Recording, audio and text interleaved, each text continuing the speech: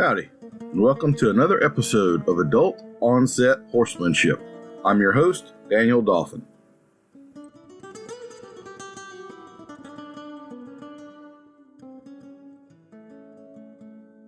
I wanted to take just a minute on this podcast episode to tell you a little bit about the online course that we are offering now, the Bit Course 2.0, Understanding How and Why Bits Function. You can find it at the website, thebitcourse.com, which will be linked in the show notes. This is a very comprehensive course. We've got two different versions. There's a masterclass version where weekly we have live calls and go over the modules and the study guide. That course has been running 25 to 30 hours over the course of 7 weeks. If you take that version, you're also eligible to go through our BIT certification program and take that test. It's at no additional cost if you want to add consulting about bits to your repertoire of body work or whatever else you might be doing.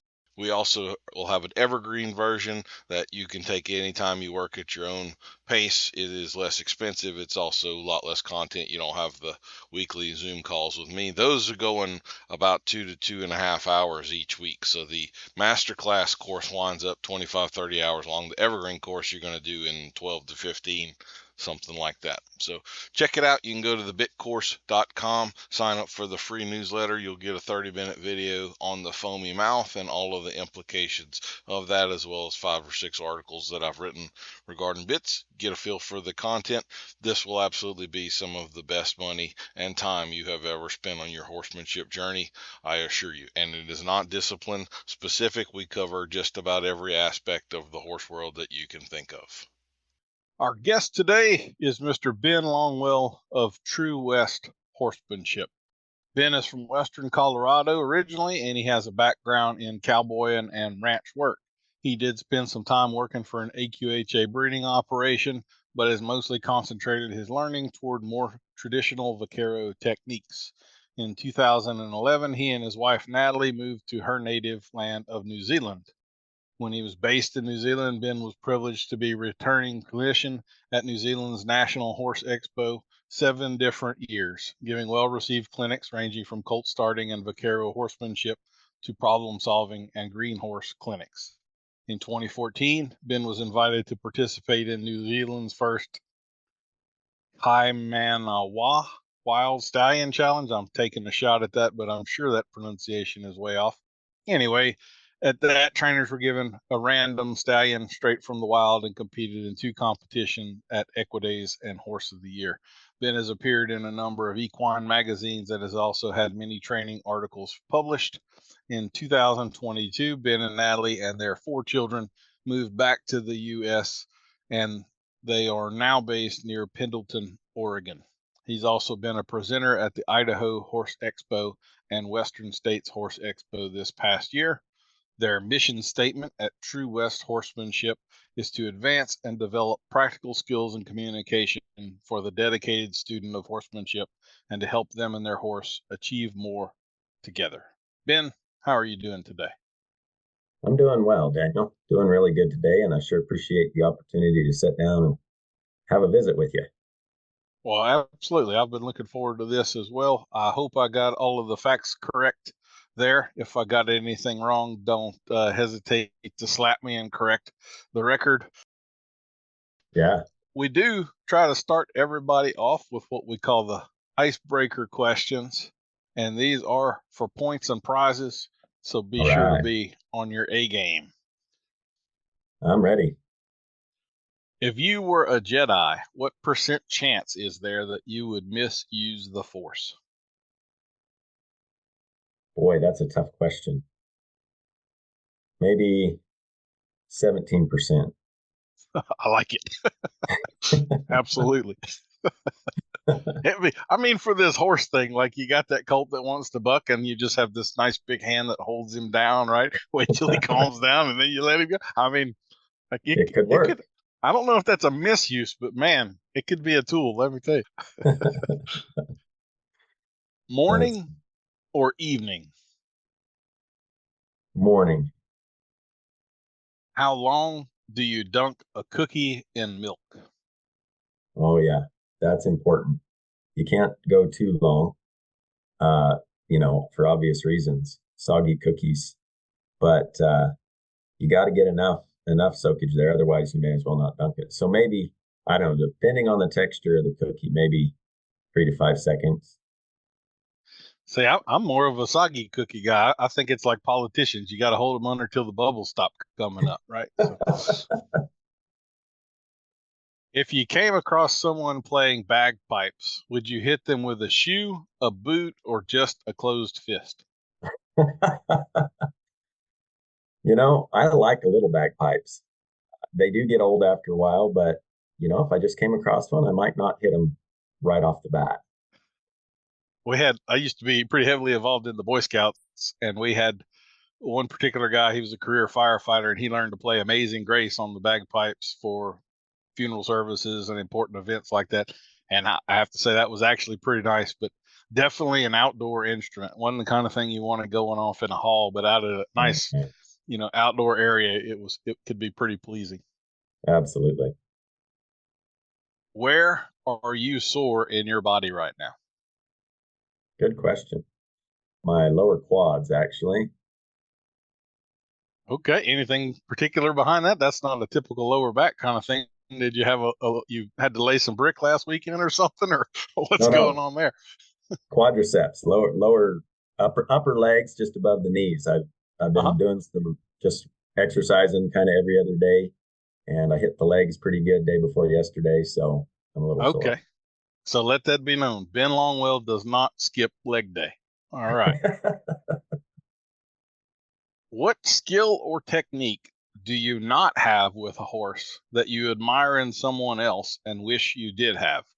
So this doesn't necessarily have to be training wise. This could be body work or farrier work or, any kind of thing horse related skill wise that you wish you had more of. For sure. That would be farrier and shoeing work. I wish I knew more about that. I can get a set of shoes pretty shaped, and if they're shaped, I can get them tacked on, usually if it's not too tricky, but pretty basic stuff. And I'd like to know more about that. Not that I'd like to do a whole lot of it, but I'd like to be capable to do a little more of it. That is kind of like training a horse. It's one of those things that only takes a couple decades to get proficient at, right? Okay, this is going to come from a specific post I did not long ago because I learned about hobby horsing. Have you ever heard of hobby horsing? This is like the little stick horse like kids.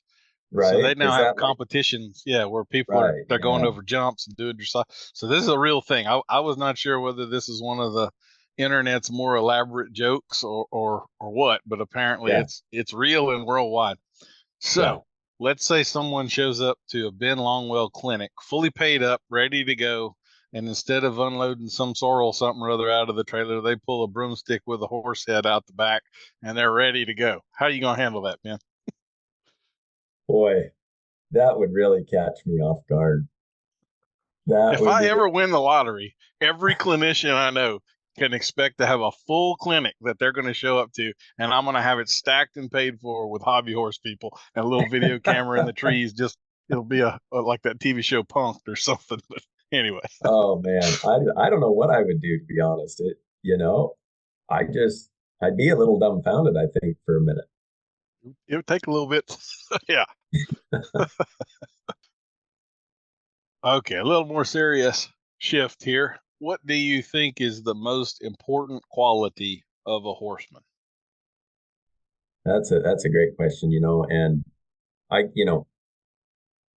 have a hard time picking out favorites. Like, my kids will ask me, well, what's your favorite food or what's your favorite color? I really don't have favorites. I don't have a favorite movie. I don't have a favorite book, these sorts of things. So to narrow it down to one is just really hard, I think. Pick three. Tell me three, Ben. Empathy would be one, where we need to feel of the horse and get an idea of where they're coming from and the reasons they're doing the things they're doing, because that's going to really inform what we're going to do in that situation. And we're all the time making judgment calls on how we, why we think they're doing what they're doing. And that's why the principles are are true, but there's a lot of it depends in the specific situations. And a young horse is going to be not doing something for a different reason than an older, more experienced horse, maybe, and you've got a lot of different factors that could come into play there. So I think empathy has to be one of the most important. I think patience has to be one of the most important.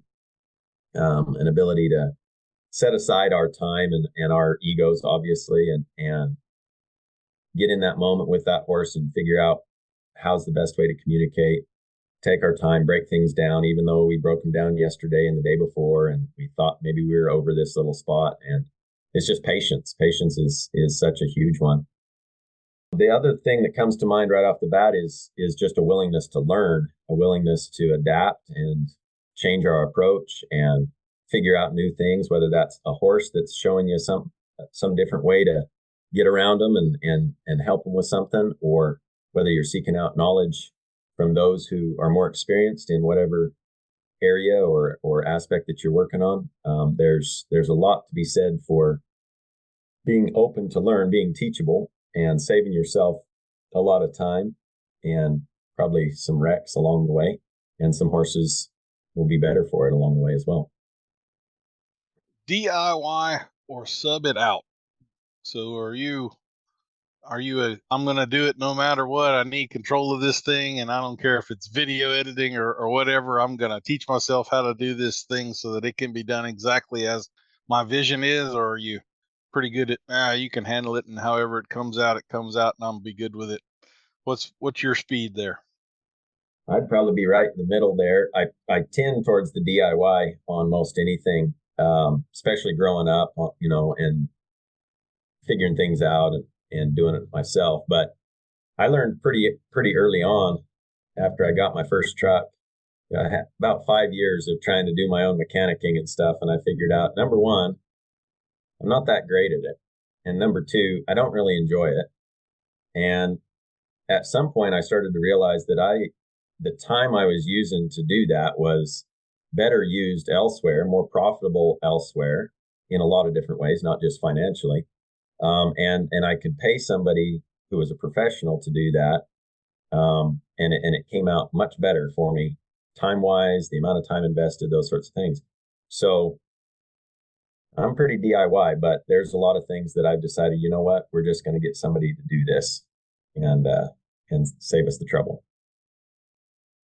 I usually skip this question with most people, but since you brought up your sore quads, do you have a physical fitness stretching protocol or some sort of a physical routine, or I guess it's as much mental as it is physical, but what do you do to keep yourself in shape and all? Well, I try to, and as you know, it's pretty tough when you're traveling a lot, but I try to do some calisthenic type stuff, so I don't need too much equipment. I can kind of do it almost anywhere. And then I enjoy backpacking, getting up into the high country and climbing mountains and stuff. So get some cardio in that way as well. So I do the same. My wife travels with me a good bit, and we're really good about, if we're going someplace we've never been or whatever, it has some pretty country around it, we're going to plan an extra day on the front or the back and go do some hiking or something like that. And so I almost have more pictures of the hikes than I do the the events. Bay or sorrel? Bay. Or okay, the bay. We are going to do a line of T-shirts called the Bay Horse Mafia. This was one of these questions that, I just needed to fill up some space and had some questions I didn't think would be that meaningful. And I figured this is going to be a 50-50 thing all the way. It is so strong a preference for bay horses, you wouldn't believe it. It's like 9-1 or something. I mean, it is. Wow. I had no clue that there was that strong of a preference for bay horses. So you're in big company there. Yeah. When you meet a set of twins, do you ever have the urge to tell them that at least one of them was unplanned? No, I guess not. Will you now? Probably not. Dogs or cats? Dogs. Any particular breed? I like stock dogs. I really like blue heelers.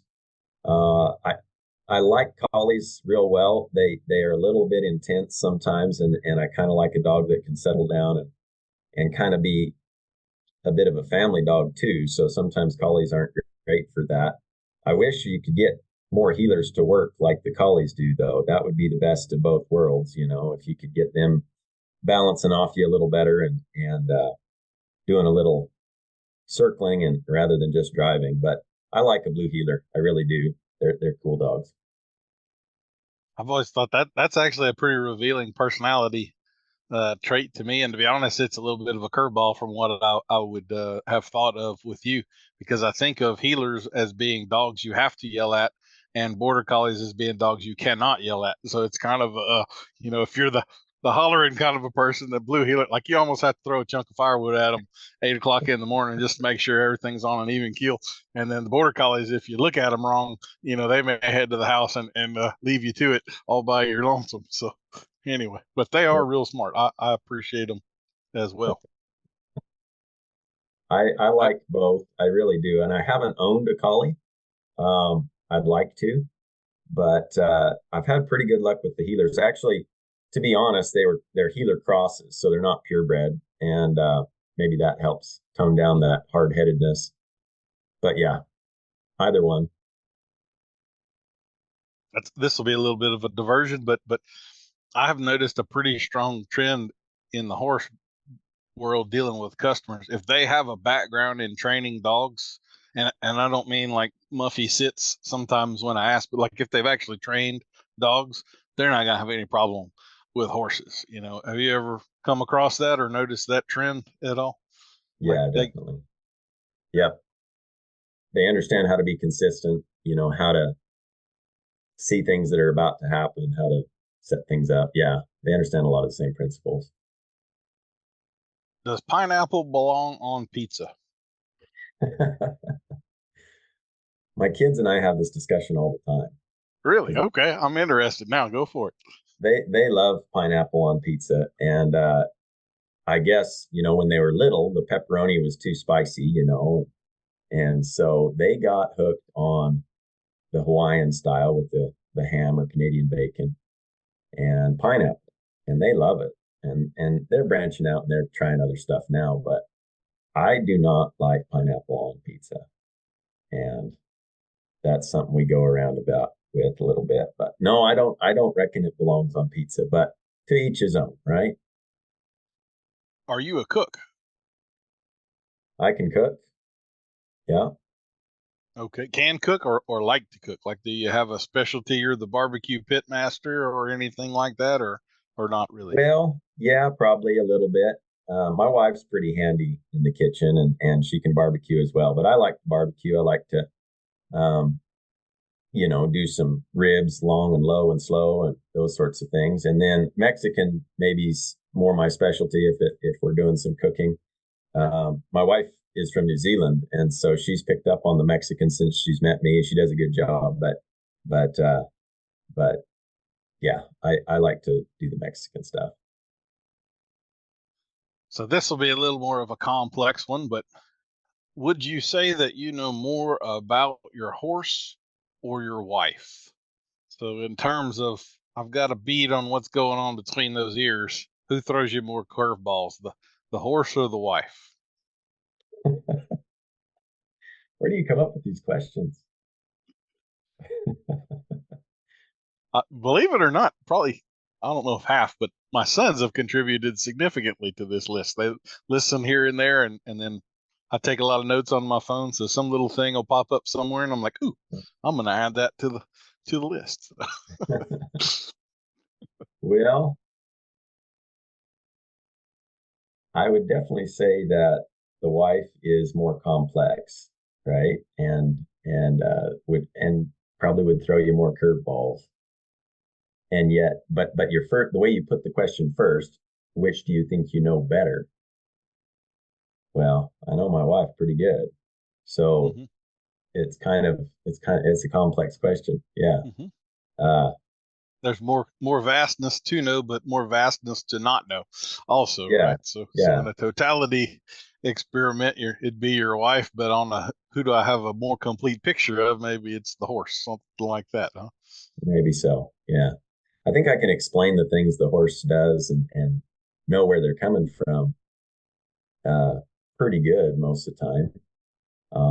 And I understand them, but there's a lot more to know about with the wife, and I know her better than I know the horse, but she'll still throw me sometimes.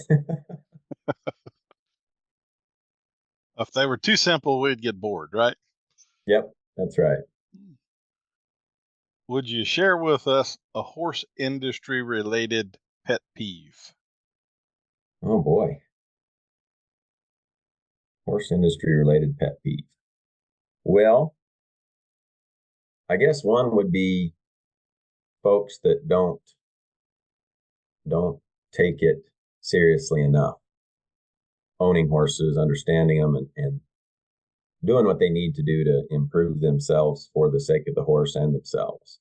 And I understand that horses are a hobby for most people, and there's only so much time, there's only so much finances, there's a lot of factors. I get that. I get frustrated with folks that secure a place in a clinic, pay a deposit, and then wait until the last week or something to cancel, where they've held a place from somebody else who might have want to be there. We have a waiting list, but they've waited too long now, and these other folks now have plans and they can't make it on short notice.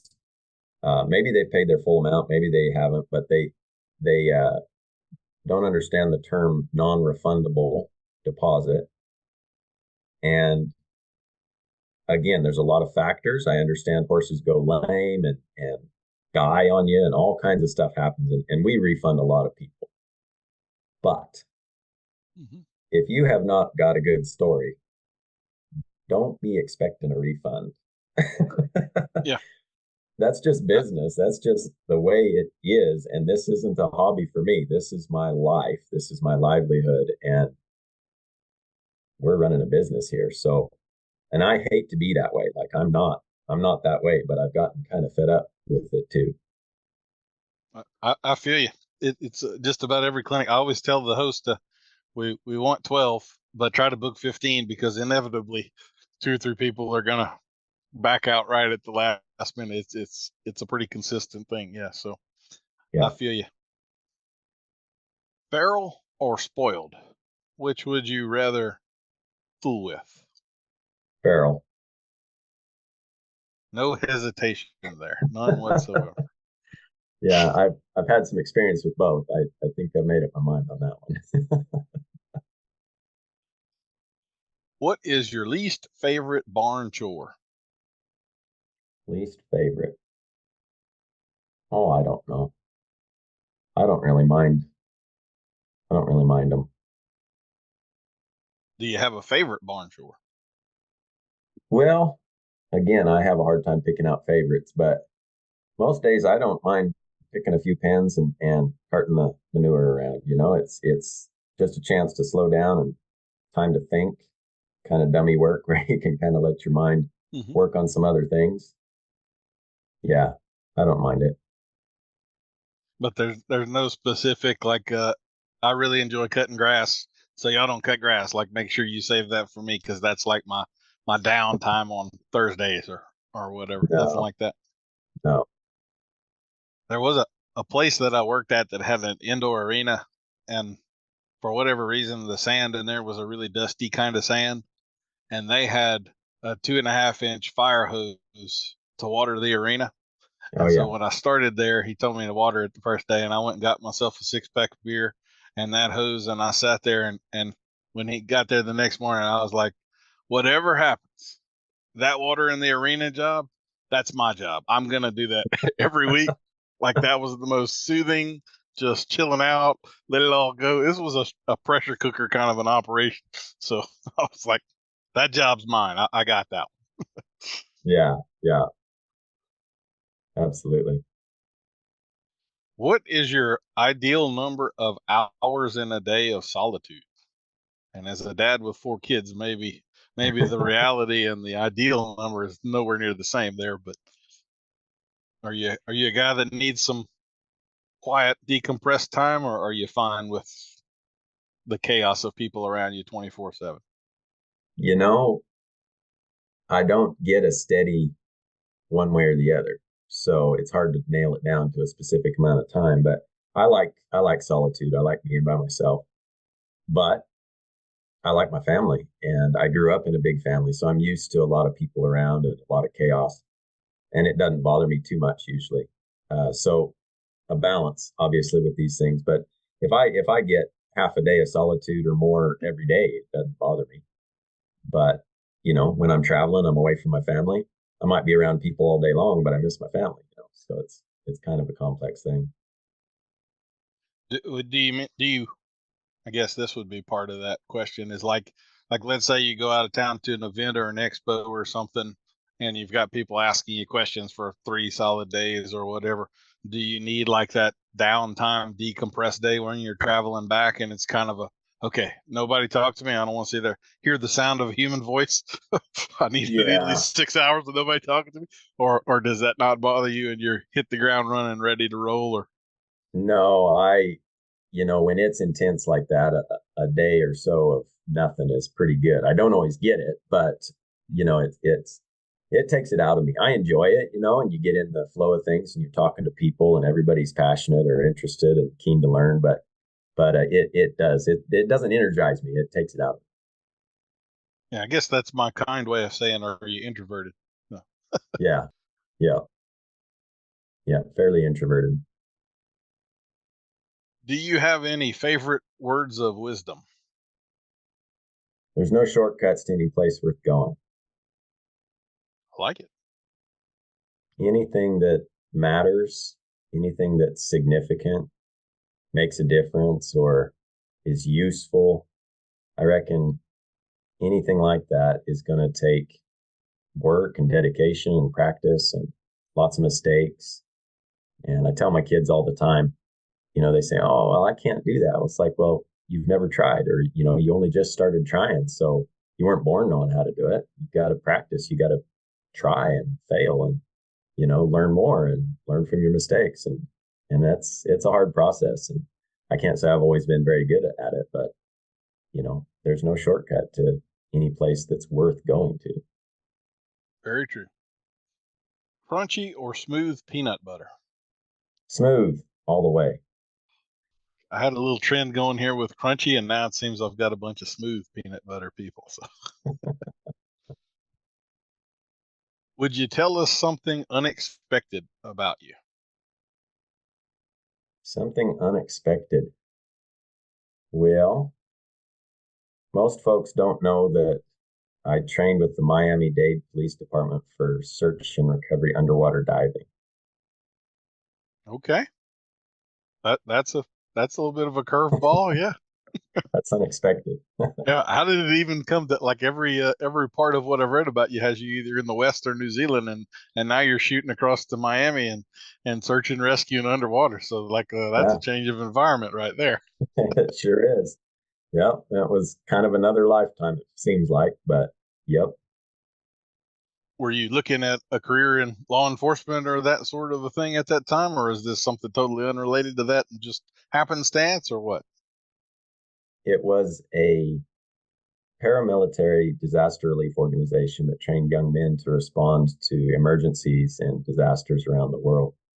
And that was part of the training, was to become a police diver. And so we trained in everything from land search and rescue and high angle rescue, urban disaster type stuff, earthquake type stuff. I mean, yeah, it was a pretty cool time. I was there for about 2.5 years. And so spent quite a bit of time from Texas and across the South, kind of through into Florida, a bit, Georgia, some, and that sort of thing. So the most cool thing that I was part of probably would be we were deployed when the Space Shuttle Columbia went down in March of 03, and a bunch of disaster relief organizations and volunteers joined the FBI and NASA. We were in East Texas, and we went down there, and some of our guys actually helped get the grid searches laid out and the mapping situation coordinated for these different groups to start going through and looking for pieces of the shuttle pieces of astronauts and those sorts of things. And by the end of the first or second day, the FBI decided that all the volunteer organizations needed to clear out. This was a job for professionals and the FBI and NASA and stuff. And it was agreed that our group, which were technically not professionals, we were a volunteer organization, our group was allowed to stay, the only group that was allowed to stay outside of that. And there were some of us down there for a couple of 3 months doing that, but I was down there for about 3 days. It was a pretty cool deal.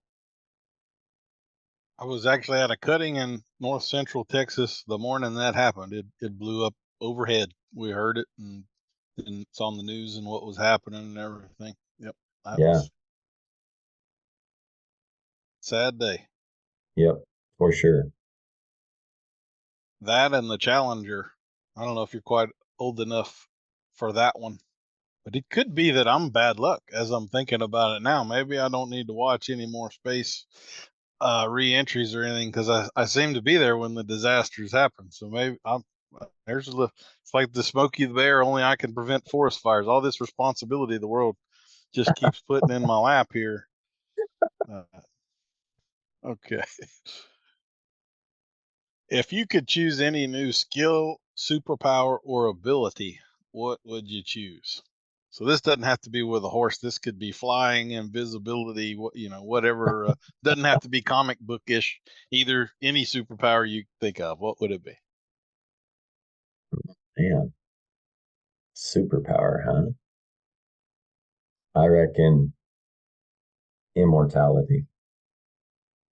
Okay. That's a first. You're the first one that's gone there. You don't think that would get boring about 3,000 years in or anything? No. I don't know. Only one way to find out, right? I mean, you think about history, and I mean all the different cultures and places in the world you could get to, and how things. I mean, it was probably more interesting everywhere globally, even 200-300 years ago than it is now. Everybody's starting to just act like Westerners, but you think if you had been around for the last 4, 5, 6,000 years, what you could have seen and done and experienced. I don't know if it'd be boring. And expand that a little bit. 10,000 years ago, there were woolly mammoths and 10-foot tall giant sloths walking around everywhere. I mean, imagine that, Yeah. Saber-toothed tigers. Yeah. Amazing. Thoughts or feelings? Are you more a cerebral, rational, logical person, or more intuitive, empathetic, go by the gut feeling sort of a person? Thoughts, more logic and reasoning. What would you have been professionally if not a horseman? Well, I toyed around with a few different ideas, and I've got other interests. I mentioned the backpacking and outdoors type stuff. I don't know that I ever seriously considered a career like in river rafting or something like that, but I do enjoy that sort of stuff. I've done some rock climbing and those sorts of things. I enjoy music, and my family was a family band for a number of years, and so we played a lot. I play a couple different instruments, and I considered I produced my own CD when I was about 24. So that was kind of on the cards there for a bit. The other one I thought about some was photography. Actually, I really enjoy photography, and I think I kind of got an eye for composition and lighting and those sorts of things. So those are all things I'd thought about. So is that how you met your wife? You went to a party with a guitar and started playing Wonderwall, and the rest just took care of itself, or what? No, it's a much more unusual story than that. The other one I'd thought of doing, actually, because you talk about photography and music, and it sounds pretty artsy, and I don't know, I guess I might be a little artsy, but I also enjoy being outside, and I love doing stuff and being active. So I actually thought about, I wanted to fight wildfire for at least a summer. I wanted to join the BLM and fight wildfire. I almost did that. And then the other one I was looking into and kind of toyed with was the idea of being a bullfighter, protecting bull riders. Mm-hmm. And so that was something I thought I'd kind of be interested in. But anyway. Yep. I used to ride bulls, and I'm going to share with y'all a little trade secret here. You do not call that man a clown. He is a bullfighter. He is not a clown. That's two separate jobs. He's not in there to make you laugh. He's in there to keep you alive. Yeah. Yeah, big difference.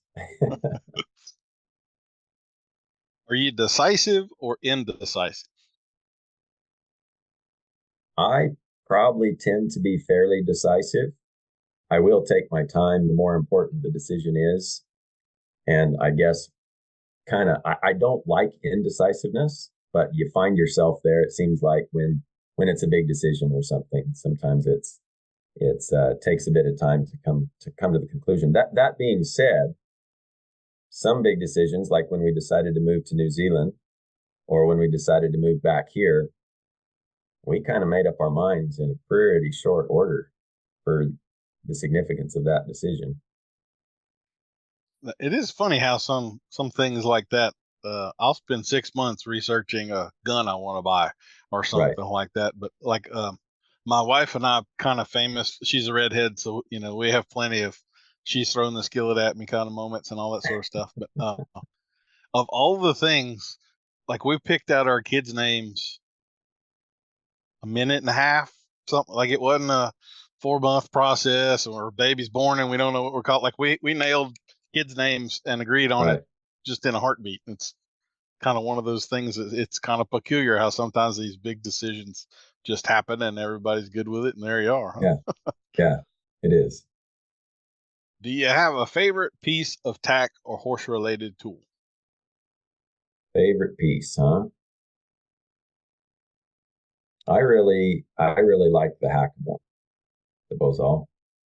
I really think that is a superior piece of equipment, especially for green horses. I really, really like using it, and I think almost all horses really enjoy it as well.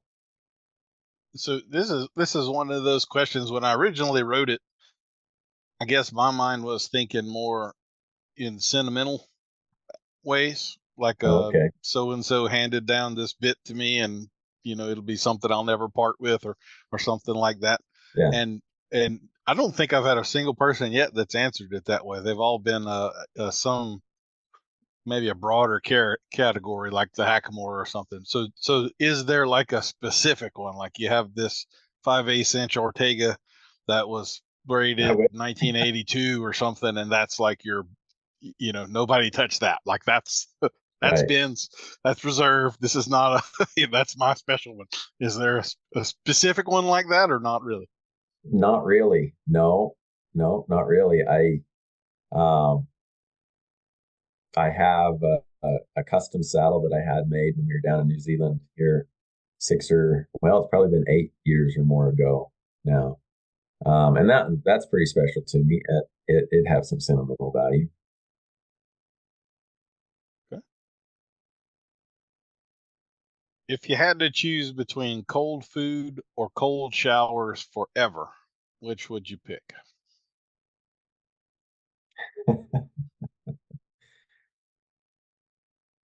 Cold showers. Right there with you. Although for the outdoor stuff, you're pretty much going to get a lot of both, right? So that can't be a real important question, or it's going to limit what you're going to do there. Okay, so here's one I only asked because I do interviews people that are in other aspects of the industry, but so this is a trainer specific one. Would you say that your hands or your legs are better? That's a good question. I would say that my hands are probably better. If you like hackamores, like they better be at a certain level or you are going to have some problems there, right? We'll get into that more later. How about left or right lead? Do you have one that's easier for you and one you have to be a little more thoughtful of, or anything like that? Left lead's better. They're with you on that one too. How about, I tell you what, I'm gonna branch off of that one a little bit. Are you right or left-handed? I'm right-handed. Do you know if you are right or left footed? That's like which foot you pick up to plan to go up a set of stairs or something, like you step off with first. It would be, but also like the easiest way to do it is if I tossed a soccer ball out there and I just said kick it with no further instructions, you're going to kick it with one foot every time. So do you know if that'd be your right foot or your left? It's your right foot.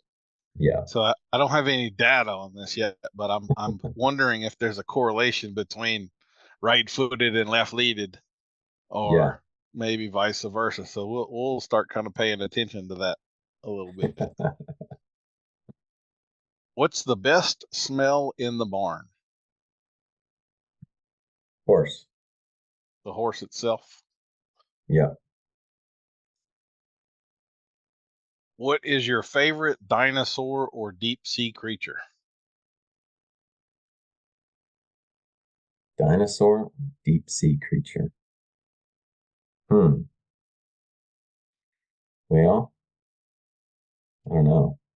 I always kind of liked the Stegosaurus, but okay. I'm trying to think of a deep sea creature. Like,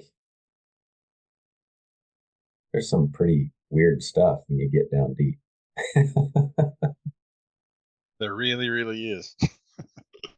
Some strange and a things. Whole lot of it.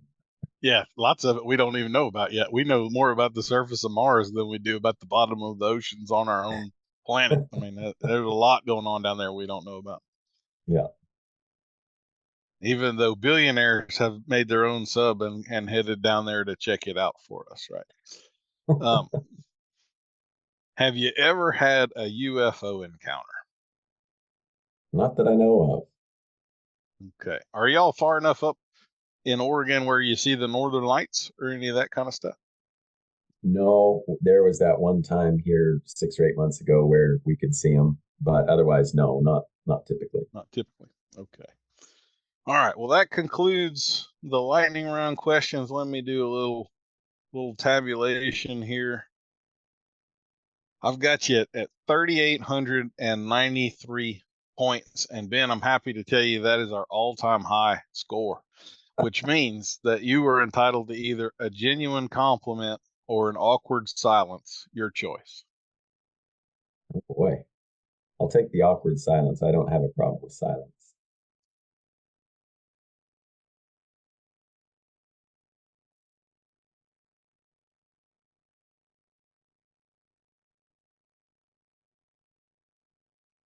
It absolutely never gets old to me, the awkward silences. I love that so much. I don't know why it's so satisfying, but absolutely love it. Thank you for making that choice, Ben. Well, the audience has a little feel for your personality now if they haven't before. So would you tell us from the professional standpoint, kind of give us the 30,000 foot view of what it is that you do with True West Horsemanship? Well, since moving back to the States, we have focused primarily on our variety of clinics and unique opportunities for educational experiences for people, and continuing to develop our online video library, taking a few horses in from clients on a limited basis to develop their education, their experience, mostly with ranch work. I do a lot of day work when I'm not traveling, so getting those horses the miles and consistency and experience that they need as they get ridden correctly, but also have that time under saddle. So the clinics that we like to focus on the most are particularly ranch-based experiences where folks are able to continue to learn better horsemanship and stockmanship skills and put those to work practically on a ranch. And that's been our focus, especially since we've been back in the States, is to try to provide those sorts of unique opportunities.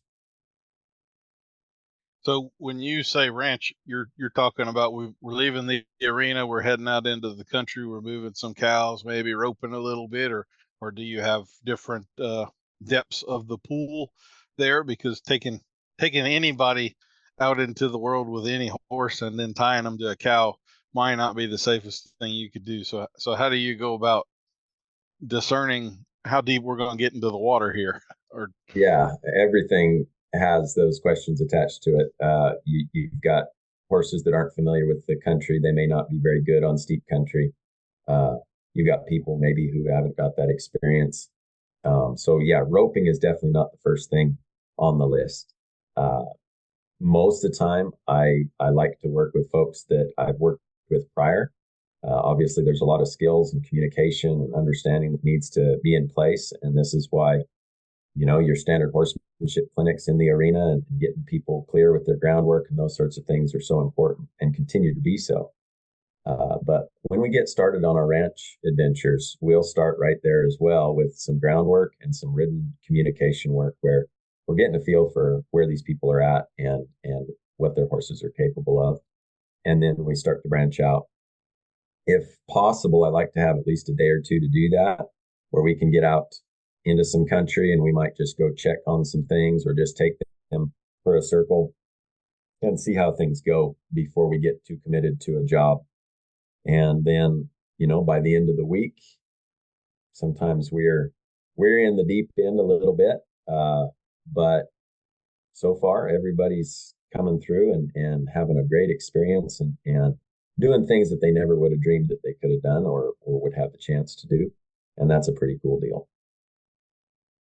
So I mentioned roping a little bit ago, and I noticed when I'd gone through your YouTube channel and stuff, you had some older videos where you're showing some different shots and stuff like that on there.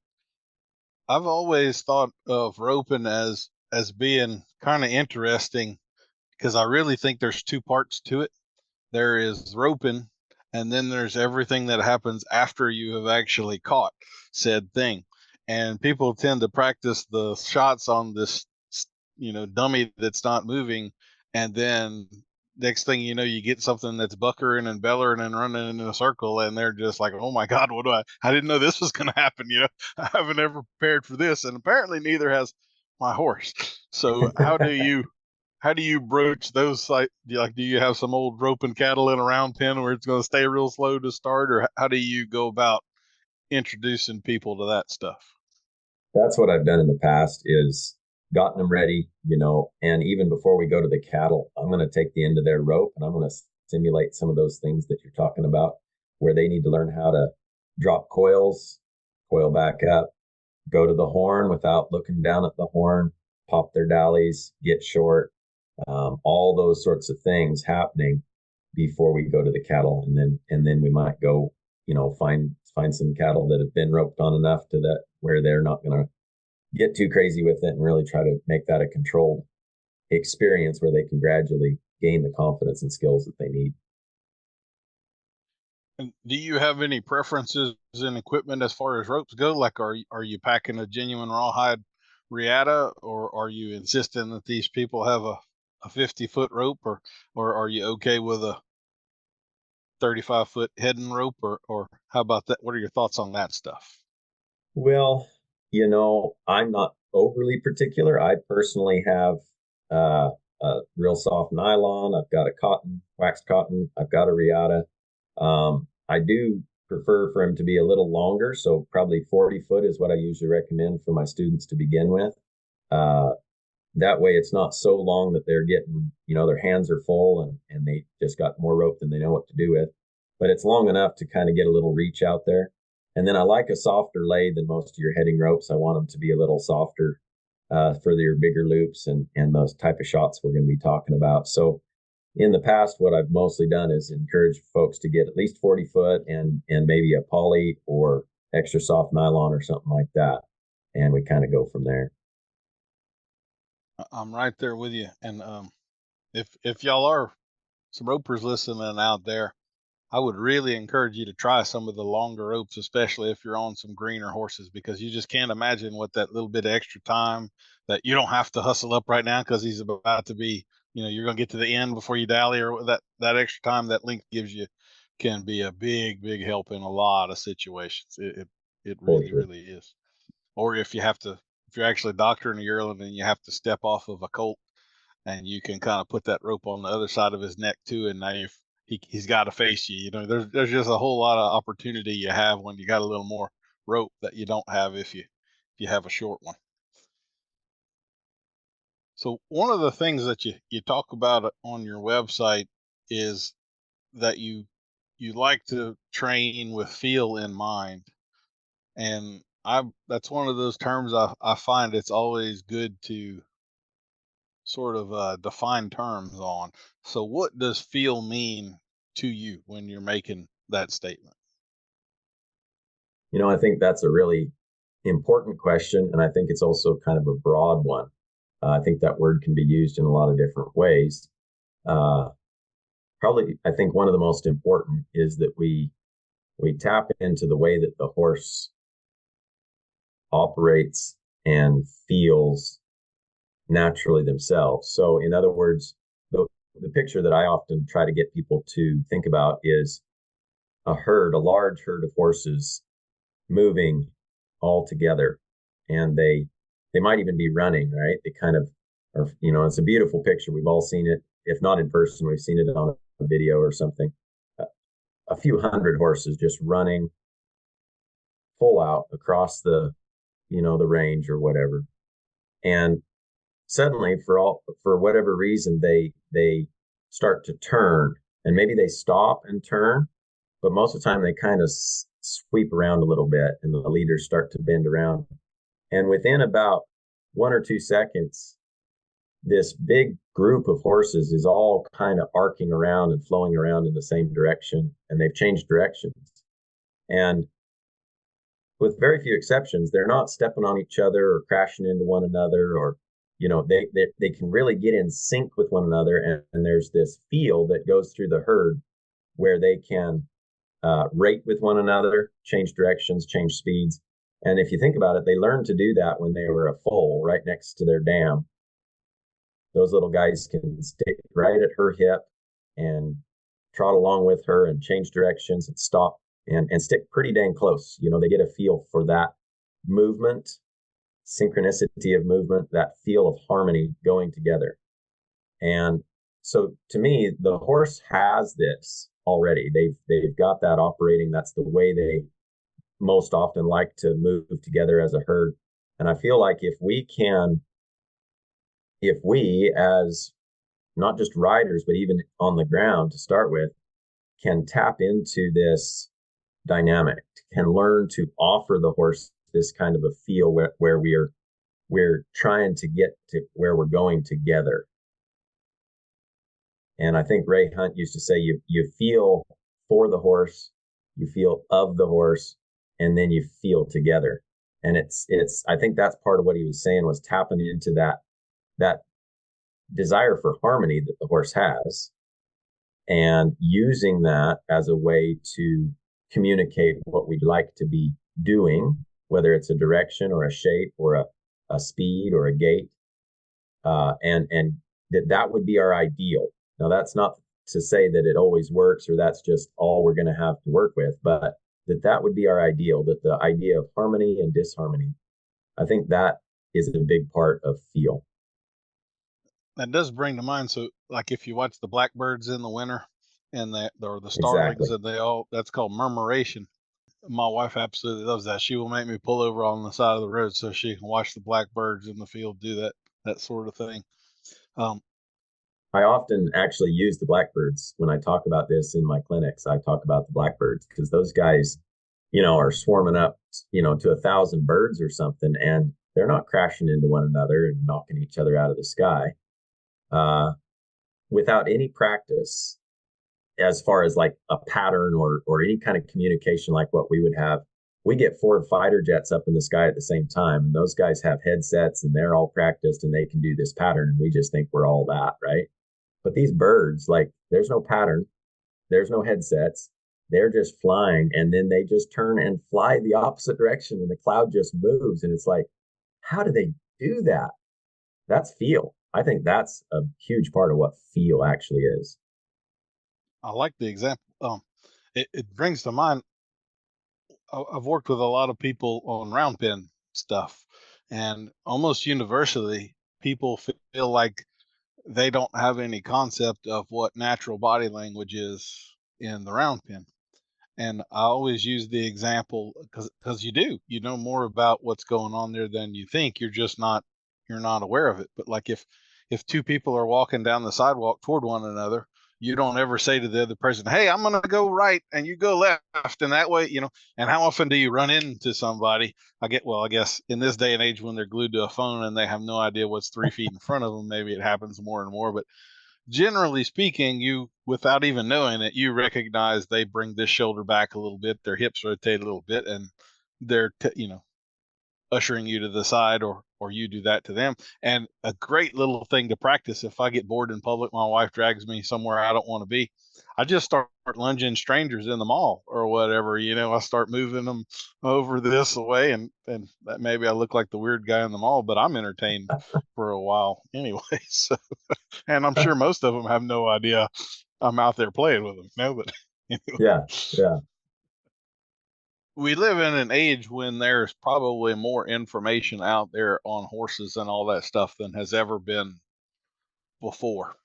And I kind of feel like this is almost even a little hard to admit because I just want to be special, but there's a lot of really competent people out there with good information. And so from a business or professional standpoint, it can be a little hard to differentiate yourself from that crowd in some way. So what would you say makes you, Ben Longwell, your own particular flavor of ice cream? What characteristics are there of you that make you unique, or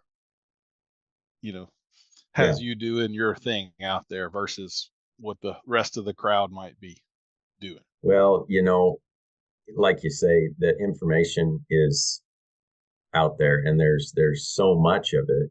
There's almost too much where folks don't have the time, and even if they do have the knowledge to discern what's better information or knowledge or principles than something else. But how would you have the time to sift through it all, right?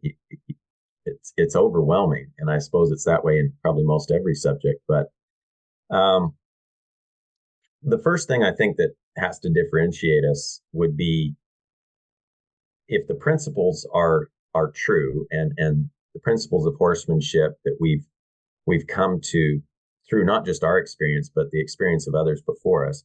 If those things are all true, then it's really the presentation of those things and our ability to teach and communicate those things, not just to the horses or working with the horses in those ways, but also to the people, and to make sure that the people are understanding those principles and then also seeing and growing in their application of those principles. And so the quality of your teaching is paramount, and what I think can set us apart. The other aspect too is, and it's kind of related, I guess, in there somewhere, is I see a tendency for a lot of folks to get stuck in certain places or certain aspects or certain maneuvers. And I call it a plateau. They get plateaued on this thing, and they camp out right there, and they do this thing because it's a good thing, and that's what they learned at the last clinic they went to 3 years ago, or whatever, or that's what they saw on the YouTube, and so this is what they're going to do. And most of the time, these things are good things, but if we don't understand how they are connected to a bigger picture, or what purpose they're to serve in making progress, then I see a lot of folks get stuck. And so I guess one way that I try to differentiate myself is that even in a very basic clinic where I'm dealing with folks that are pretty green, I want them to see where they're going with some of the basic stuff I'm showing them or helping them along with. I want to see how this little thing connects to a bigger picture, or a more important thing that you're having that horse accomplish. And so that hopefully they don't get stuck just doing one little piece of it, or get plateaued on and not make progress. I hope there's a lot of other people out there doing that, but I see in the people that there's a lot of folks that get stuck. So I guess that's part of what I hope makes me a little different. There do seem to be. I'm in that same camp with you. Whenever I present information, it tends to be pretty comprehensive and in depth, and I'm not good at the superficial sort of stuff. And there are people that do that. So I guess depending on what the customer base wants, there's a variety of choices out there for them.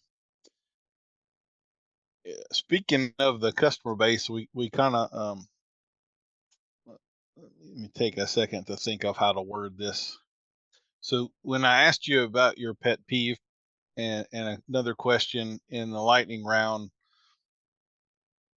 you sort of indicated that you feel one of the weaknesses some people have is a lack of dedication to the process. Maybe they're kind of fair weather riders, and it's pretty difficult to get anywhere if that's the level of commitment that you have. Um, would you say that you see a theme coming from the human side of this that is misguided in their typical understanding of the horse? I'm not articulating this well. I know I've said this a few times before, but I feel like I come across a lot of people, and after talking with them for a little bit, I walk away from the conversation with the perspective that they don't actually know what a horse is. That they're generally, I call it the unicorn syndrome. They generally have this overly romanticized version of what a horse is in their head, or maybe anthropomorphized, and the reality of the animal standing there in front of them isn't factoring in at all. And I find that, if you're not dealing with reality, progress is not gonna happen. You kind of like the first step of solving a problem is identifying the problem. So if you're not actually working a horse and you're working a unicorn instead, then probably the effect you have on the horse is minimal. So is there anything out there like that you see that you would offer some advice to the customer pool that they may need to orient their compass a little differently and stop looking in this direction and concentrate a little more in this direction? Well, I think you mentioned one or two of the key things. Anthropomorphization is certainly one where folks, well, even going back to what I was saying earlier, where we are judging the horse's motives. We're trying to figure out why they're doing what they're doing. And when we attribute human traits or emotions, it can get really cloudy and confusing because we're probably misjudging the situation. That's a big one. I think some folks, they get a horse, or they want to ride. Maybe they rode when they're younger. They've got this idea, like you said, a romanticized idea of what that's going to be. And there's just so much more to it. And they might end up with a really nice horse. Some of them are lucky and they have some good advice, and they end up with a horse that really fits and really is a good fit for what they want to do and their level of ability. And they might go along for years, still not really realizing everything that's gone into or could go into what they're doing. And then you've got the other extreme where they end up with a horse that doesn't fit. It's too young or too green or too hot or whatever. And they know they're outmatched with their skills, their abilities, the amount of time they have to invest into it. And they'll show up at a clinic and it's like, okay, so how serious are you about taking this to the next level, committing yourself to this process of becoming better for this horse? And I'm always an optimist with those sorts of situations.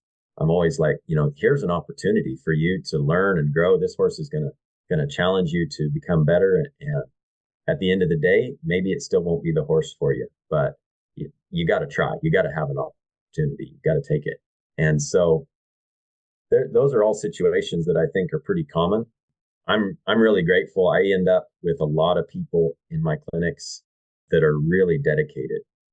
And I got to say that I'm blessed with folks that recognize the journey and the lifelong dedication that it takes to become a horseman, and they're excited about it and they're interested in the details and those sorts of things. And those are the types of folks that I really enjoy working with.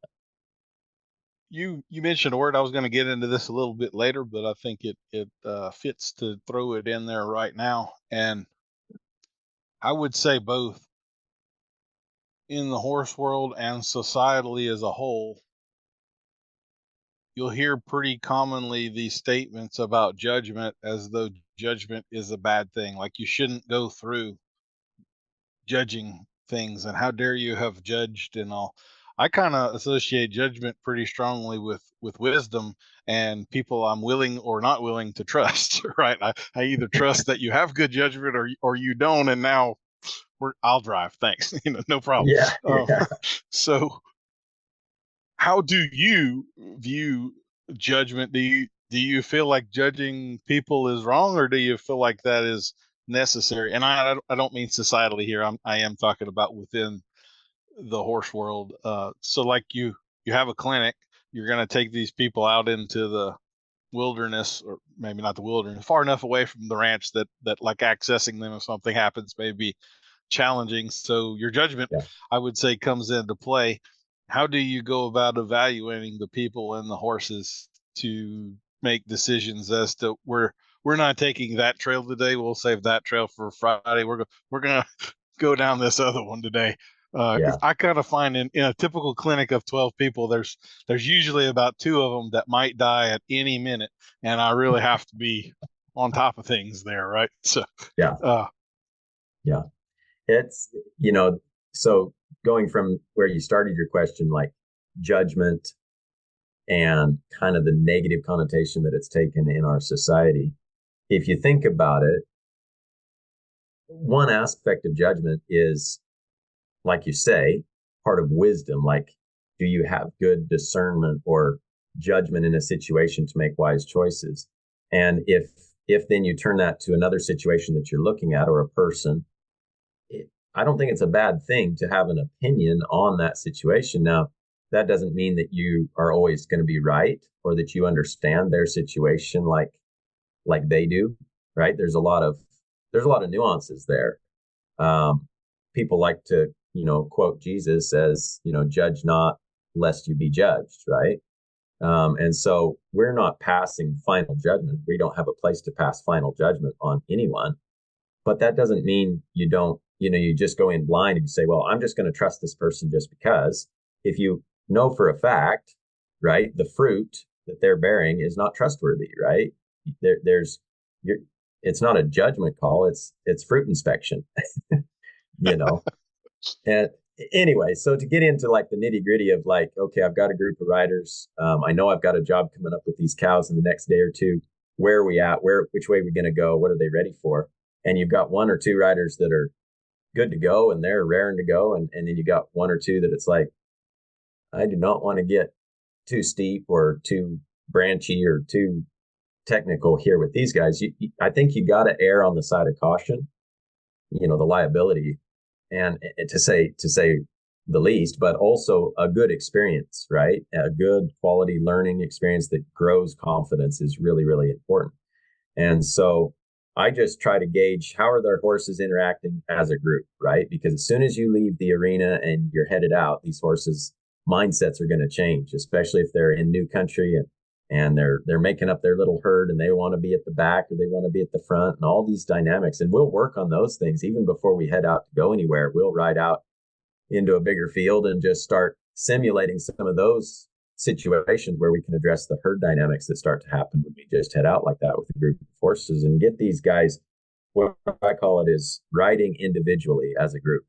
And so being able to switch places in the group or peel off and go different directions and then come back together and start to be able to do some of the things we just practically need to be able to do when we get out in a working environment. And then we go from there. If I hear people's, I like to keep my ears open.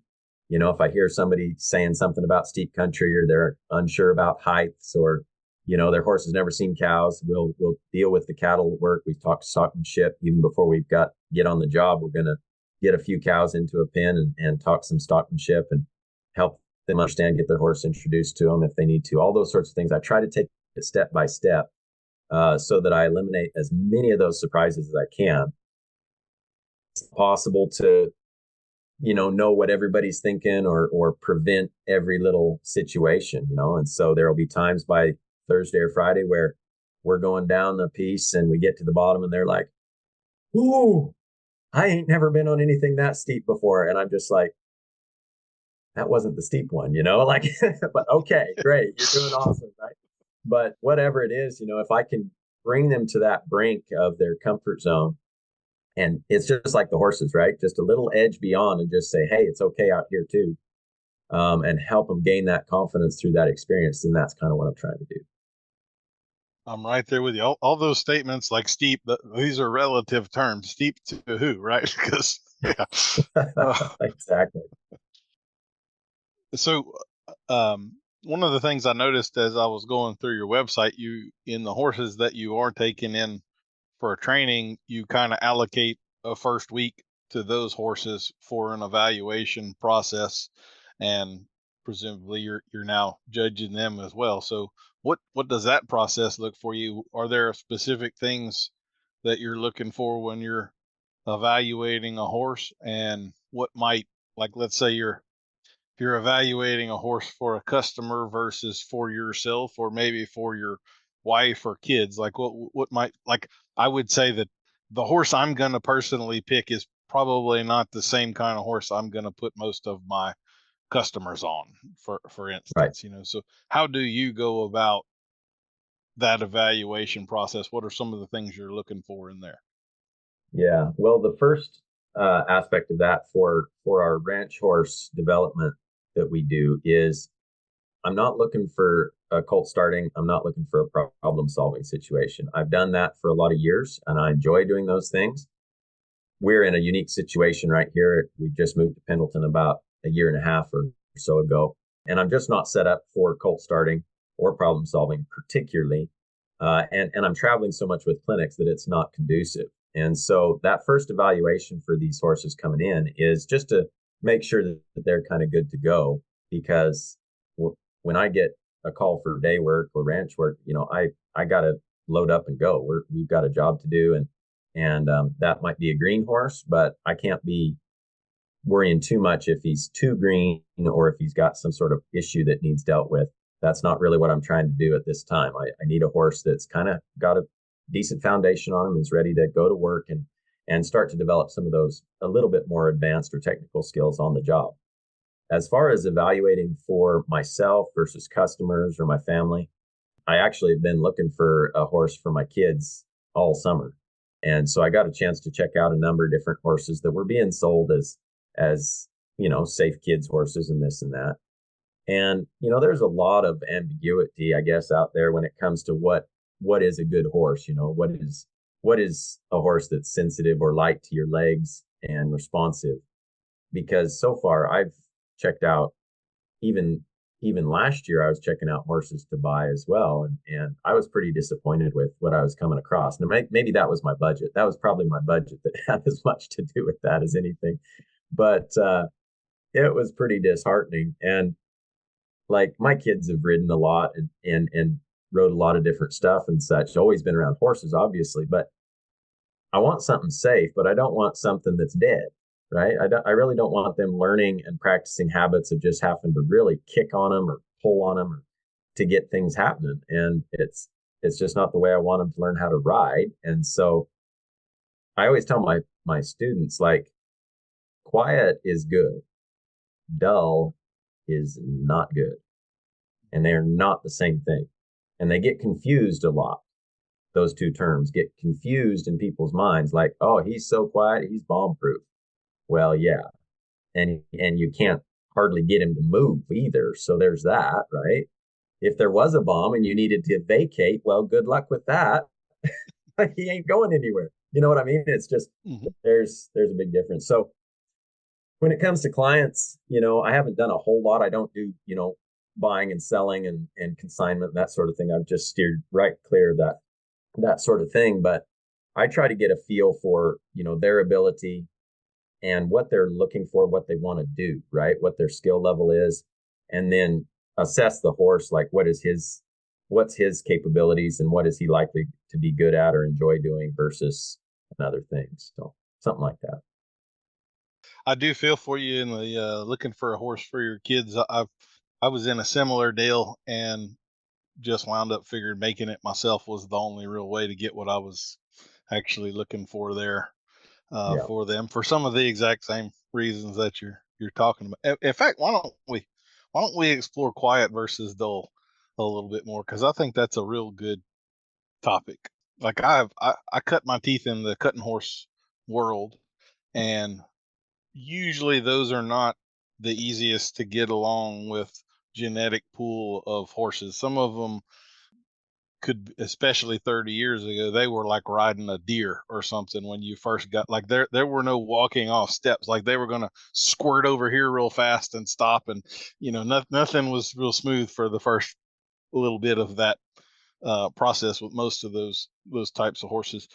And I really like that type of sensitivity in a horse. Once I get that horse a little more relaxed and comfortable and trusting, I still can squirt him over there and jump 30 feet real fast. And I need that in my life. Like, that's a part of the things that I do.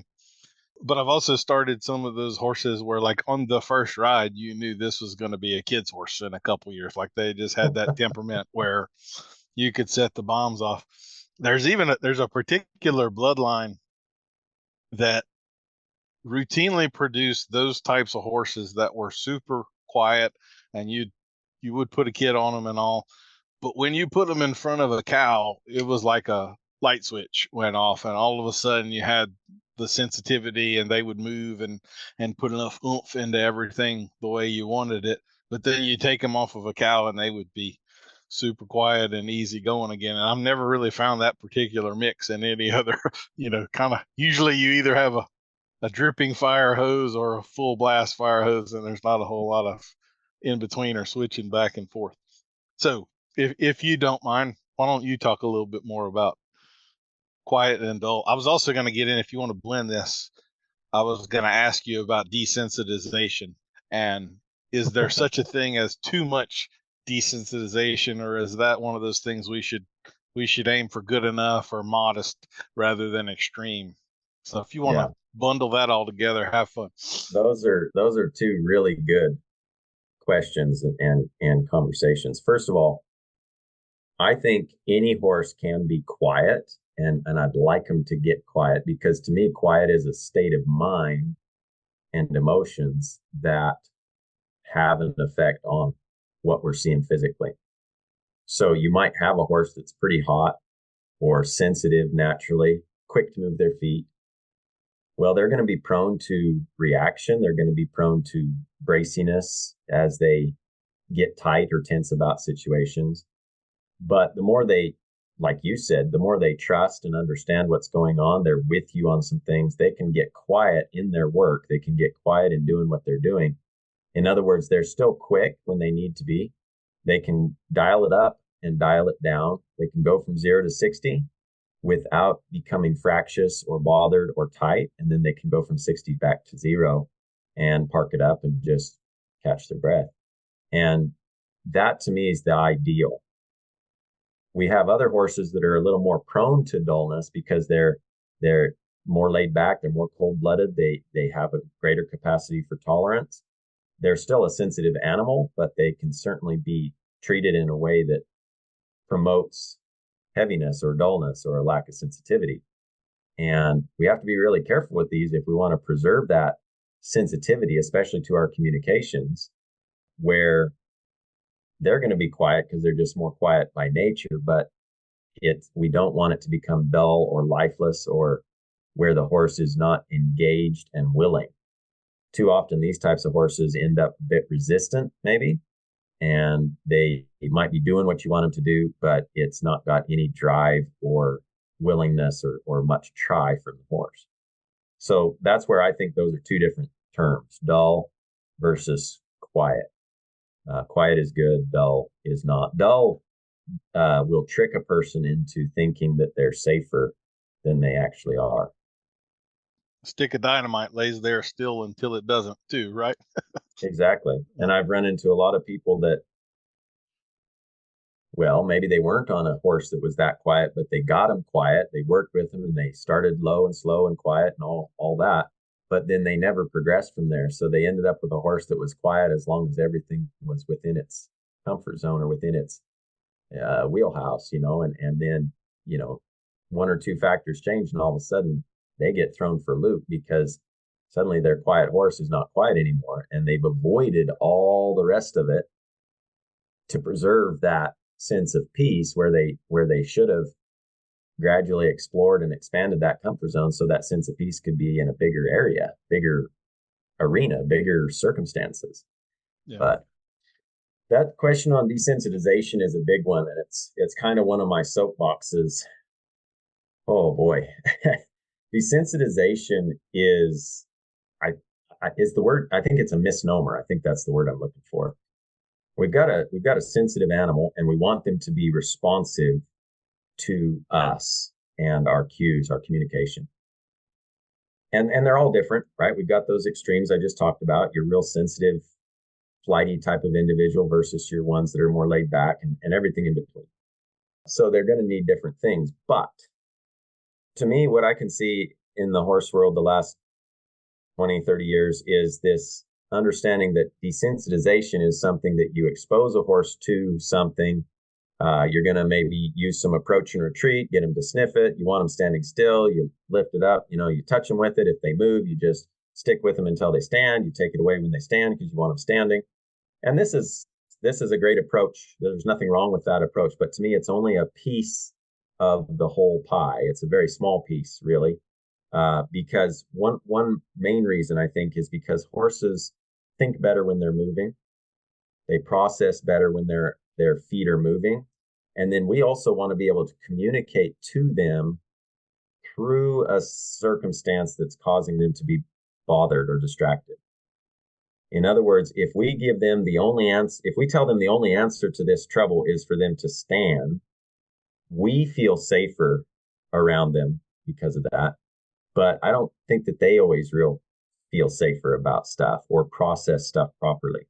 And the easiest way I demonstrate this is I'll show folks, okay, here's your horse. You've thrown the lead rope up over his back. You can do that 1,000 times. He doesn't bat an eye, right? He's apparently not bothered by that. He's standing there.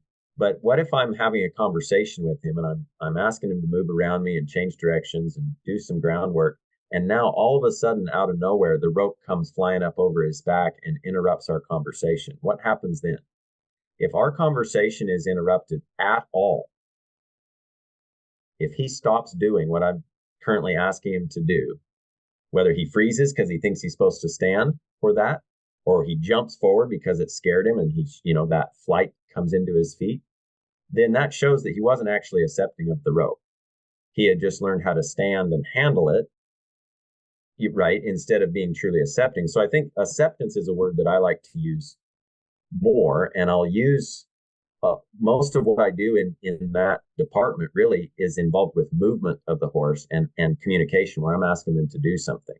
And it's not that I want them dull or desensitized to the rope coming up over them or a flag flapping or touching them somewhere or my hat blowing off over their back or any number of things that could happen.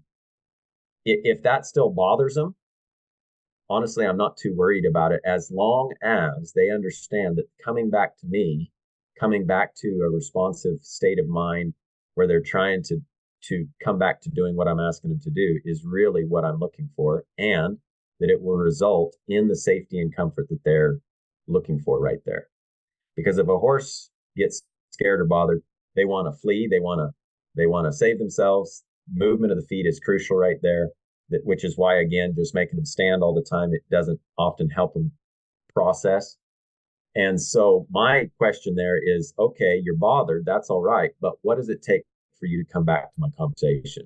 Because that's what I need to know. That's what I really need them to know is what I call response in spite of trouble. And I would rather have response in spite of trouble than just eliminate all the trouble that I can think of. Because you're not going to be able to eliminate all the trouble. You can't expose them to every possible situation. So to me, it's a principle that they need to understand that their flight instinct can be replaced through conditioning to be response in spite of trouble, and that they understand by doing that they will survive. I can help them. We can work through something together. They're going to survive. It's not going to hurt them, and it's a better answer for everyone involved. I agree completely. I've always thought of the desensitizing, again, I think is the wrong word. I think of it as even though, even if, and even when. Are you going to keep your attention on me even though this is happening, even if this is happening, and even when this is happening? Like if I use tarps a lot and stuff, if I have this colt that'll travel around the round pen with a tarp over the saddle or something, if he'll do that, but he's still squirty and stuff, or let's say he stops, but he doesn't stop and turn in to look at me anymore, then that's still indicative, like you say, he's not really comfortable with this tarp. He should still respond to those same ways, even if and even when. One of the things you brought up there when you were talking about the comfort zone, I'm very much on board with the concept that you're either progressing or regressing all the time. There's really no stagnant. You're never just going to get to relax, and you'll be here. Something's affecting you in one way or another, whether you're aware of it or not, at all the times. I find very often the edges of people's comfort zones that they don't challenge with their horse wind up becoming walls.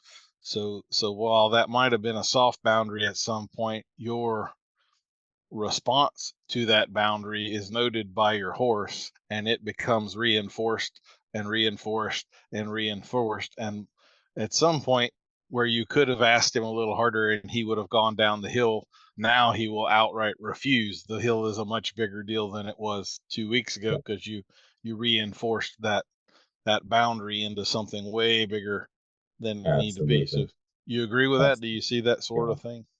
Absolutely. Yeah. What was something that someone was not maybe comfortable to do yet, the longer they don't do it or steer clear of that, the bigger hurdle it becomes in their mind. And then something that the horse doesn't think that they're going to be asked to do. And one of the biggest ones I see is when folks are starting their own horse and they don't ask it to lope under saddle. And I'm not talking, necessarily the first ride or even the first 5 rides. I like to get it happen within the first 5 rides, if at all possible, because it's something that I want to continue from our groundwork and all the work that we've done in preparation for that. I want it to be something that the horse is comfortable with, understands my communication now that I'm in the saddle. And it's just, again, part of their ever progressing everyday life, right? But I run into some folks that it's been months or maybe a year or two, and now it's this big thing, and it's like, this did not have to be a big thing. Why have we made us a wall, like you say, a wall where it didn't have to be? One of the areas I see that really commonly, since we've gotten this far into the desensitizing stuff, is with regard to people's groundwork versus their riding.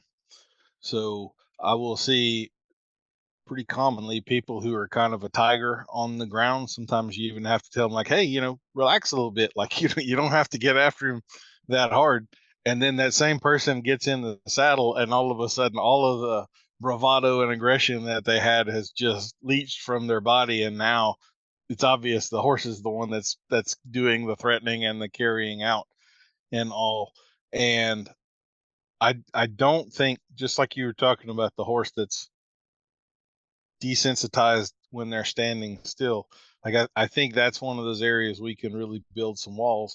If you're going to do all of these things on the ground, and then you are not also willing to do that same thing, swing the rope, play with the tarp, whatever the thing is. I don't care what the thing is, but if you're not also willing to do that thing in the saddle, your work is unfinished. Like you haven't really done yourself any favors until you're still in control and that horse is still comfortable and still handling it when you're in the saddle, where most people would feel more vulnerable. But the point of all of the groundwork is to lead up to the point where you could do it in the saddle. And I find tons of people that, all of that stuff ends on the ground and they never have a second thought of carrying it forward into the saddle and actually working on it.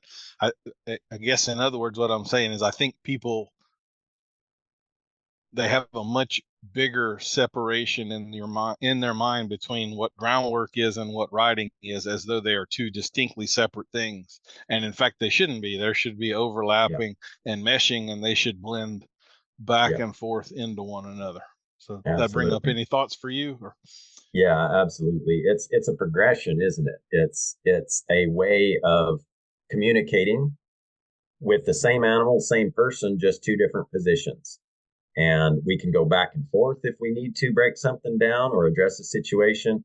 But whatever we're doing on the ground is preparing the horse and ourselves to understand those things from better and understand one another better in order to ride better.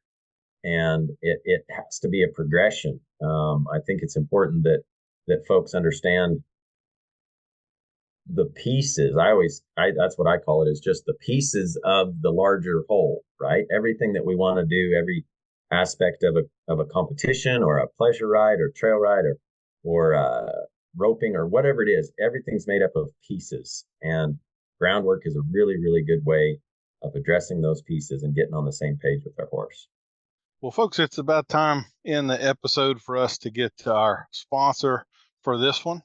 And in honor of Ben's love for dogs, we have got a special sponsor, Away to Me Border Collies. What's black and white and runs all over? Border Collies, of course. Have you ever wanted a best friend who is generally quiet but also acts like they're on meth? Do you want to ensure that restful moments and sedentary mornings are a thing of the past? Do you have trouble with the terms left and right? Are high-pitched whistles musical to your ears? Are you perfectly fine owning a pet that might actually be smarter than you? If you've answered yes to these questions, a border collie might be just what you need. If you have a large cattle operation, the right dog can be more help than 5 mediocre hands at keeping livestock under control. If you have a small condo or apartment, these dogs will make you hate life. If you're the type to name a dog something with 5 syllables, we decline the opportunity to let you have one of ours. If you think blue bandanas and frisbees at the dog park are the perfect weekend, go pound sand. If you want an empathetic partner that controls big beasts, we're right up your alley. Our dogs are intelligent, grittier than a cat's tongue, and smart enough that you'd probably be their pet if only they had opposable thumbs. We don't go for those red dogs around here either. If you're in the Ohio area, we've no idea how tender they are, so stop asking. Red and tender by design refers to Santa Gertrudis cattle, not our dogs. If you're soft-spoken, these dogs will be right up your alley because they heard you just fine. If you're not into horses and want one, you'd better be into long-distance running because energetic isn't just a suggestion with these blurs of fur. In fact, even if you do ride horses down the trail a lot, plan on being lapped multiple times during your rides. So come by and take a hold of one of our pups. They'll hold your eye and put your heart in the pins. If you're over there and thinking about getting one of our dogs, we've only got one thing to say: out. When you get here, feel free to down. Away to Me Border Collies. Our dogs aren't just wise, they're counterclockwise. So y'all come by and unwind. For those people that are into Border Collies, that was a fest of puns. For the rest of you, you're very confused and have no idea what I was just talking about. So that was awesome. I love it. I think I started this whole podcast just to have the excuse to write the copy for the fake sponsors. Yeah. So we were talking before the break there about desensitizing, building walls, comfort zones, all of those things. And that kind of brings me into the territory of the term leadership. And I don't know how you feel about that. That's another one of those terms that's kind of fallen out of favor within the industry. I'm not personally on board with that trend. I think that's a vast mistake, but a lot of what we've been talking about, the really sensitive horse that wants to squirt 30 feet over there, that you get comfortable. To me, the missing ingredient that horse needs is leadership. And whenever the thing happens and I don't react, then he's comfortable to sit there between my legs. And if I react, he's comfortable to take me the heck out of that situation in a hurry, just as he should. So I still think leadership is valid, and the trend away from that term or thinking of it that way is folly. But where do you fall on that scale? Yeah, I think we see that trend happening in the equine world as we're seeing more. Well, kind of back to what you were saying in the lightning round of questions was thoughts versus feelings. And as society relies more and more on feelings rather than facts, the term leadership still conjures up in people's minds maybe aspects of, show them who's boss or dictatorship or those sorts of things. when it comes down to it, the practical reality is that even for safety for us around these big, large, strong, quick, athletic animals, our safety depends on clarity. And clarity and clear communication is a big part of leadership. I often ask folks, like, you know the difference between a boss and a leader. If you've not experienced one or the other, you'd still know the difference, right? A boss is somebody who comes in and demands results, is not empathetic to your strengths or weaknesses or how much sleep you got or anything, and it's just get the job done, and they don't really care about anything else. The leader is someone who, of course, wants results as well, but goes about it in a different way and establishes clear communication and expectations, makes a plan, forms a plan to make that progress, and is adjustable and gets feedback, right? Receives feedback from those that they're leading. And so clear communication, consistency, all those sorts of things, it's just huge. And it's us working on ourselves, right? We're working with horses, we're working with people, but all of us who want to be better for our horses, we're working on ourselves. And I think the qualities of leadership, whether you're leading people or whether you're leading horses, there's a lot of similarities in those principles, and it's needed. One thing I think we overlook a lot of time is that leadership is really a spectrum of skill. And like we were talking about judgment earlier, judging the whole category of leadership off of a couple of examples of bad leadership isn't really a fair comparison or a beneficial way to judge, right? So leadership, even if you're not good at it, it's something that you can develop and get better with. Hopefully I would be a better leader at 47 than I was at 27, right? We would expect that to be true. If not, then you might judge the intelligence that I possess or the self-awareness or some other lacking factor in me that has kept my leadership skills at a low level rather than allowing me to develop them further. And that's no different in the horse world or with your skills with a horse, in my view, anyway.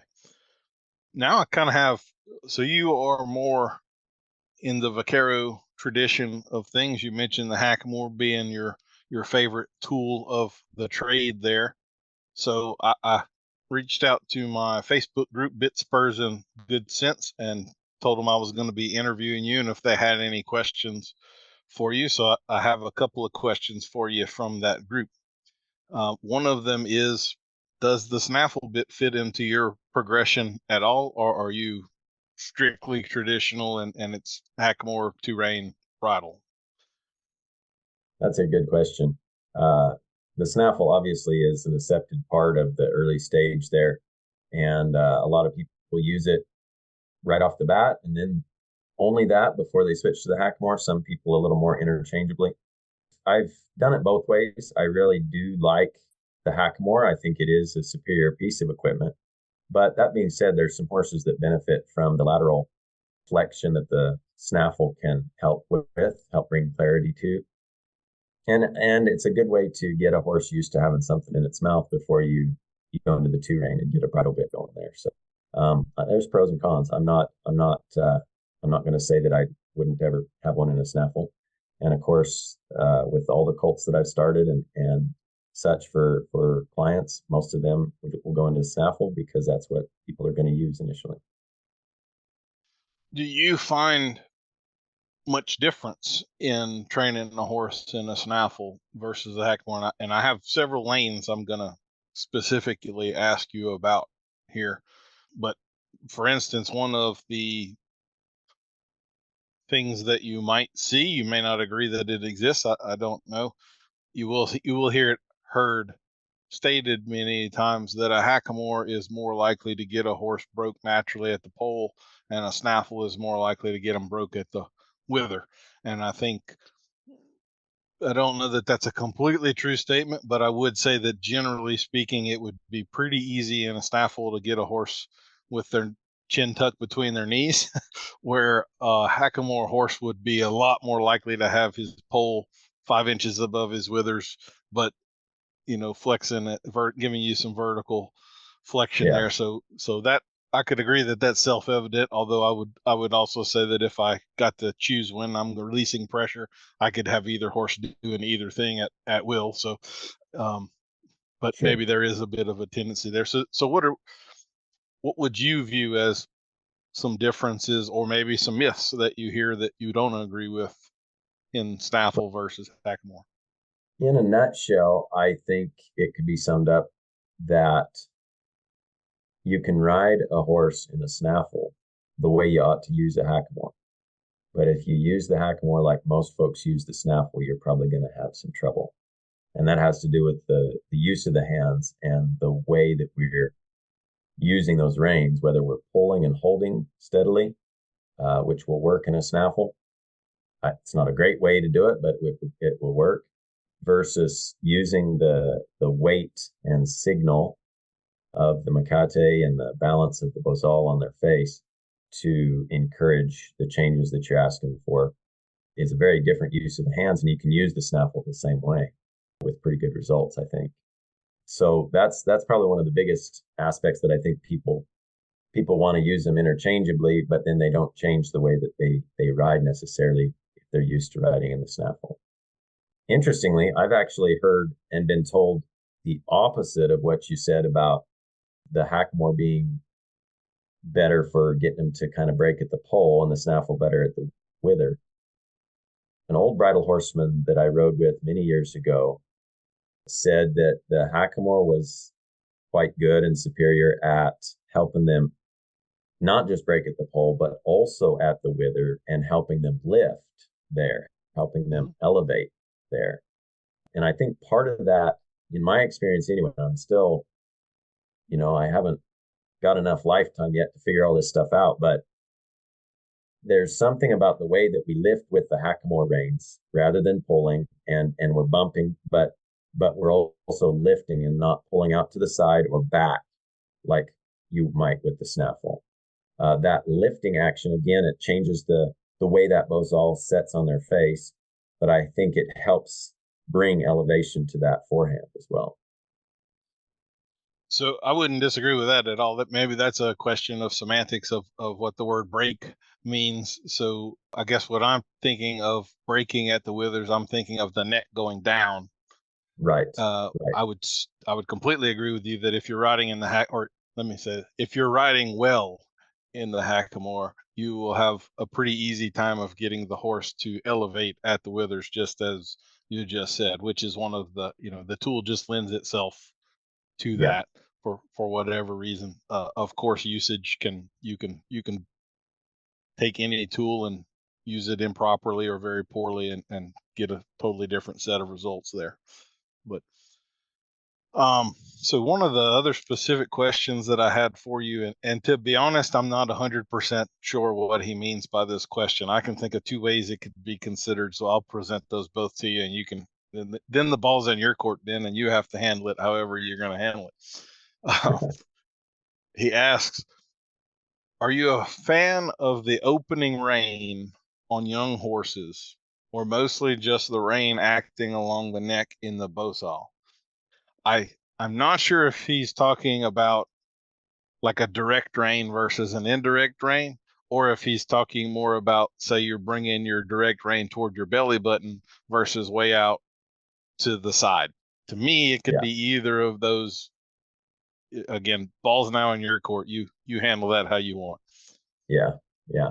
I would say when I hear the term opening rein, that's not just a direct rein for a young horse, which obviously I think we'd be using, but perhaps what he means is, really reaching out wide with a really wide hand set there. And I'm not a fan of that particularly, especially in the hackamore, because the more lateral that you reach out there to the side, you're twisting that bozal on their nose, and it would start to encourage incorrect flexion. The other thing that happens is, as creatures of habit, us humans end up riding way too big and wide for too long, and we're not getting ourselves refined and getting closer to being in one hand. And there's a lack of accuracy when our hands are big and we have a lot of rein. There's a lot of lack of refinement and accuracy that would be available to us because you're taking and you're moving your hands a lot of distance there. You got a lot of rein you're working with. I think it can get sloppy and poorly timed. Whereas if we get our hands closer together, even with a green horse, the very first ride, I want to ride with my hands pretty close together. And when I take it an opening rein, I'm gonna reach out just a little bit. I might tilt my hand like that to the side there and gain 4 or 5 inches. If I need to do more than that on the odd occasion, then I can, but I'd rather do that rather than have this habit of riding big and wide. For the first few rides, I'm not going to worry about an indirect rein. I won't be necessarily laying the outside rein on their neck, but I'll transition to that pretty quick and get them feeling of that as we go along. So yeah, I'm right there with you. I think that's one of the more damaging mistakes that people make, and things I don't really hear more advanced riders talking about. But I don't think having your hands really wide tends to serve you well. It's way more important that the horse learns to operate off of everything being more centered with your hands.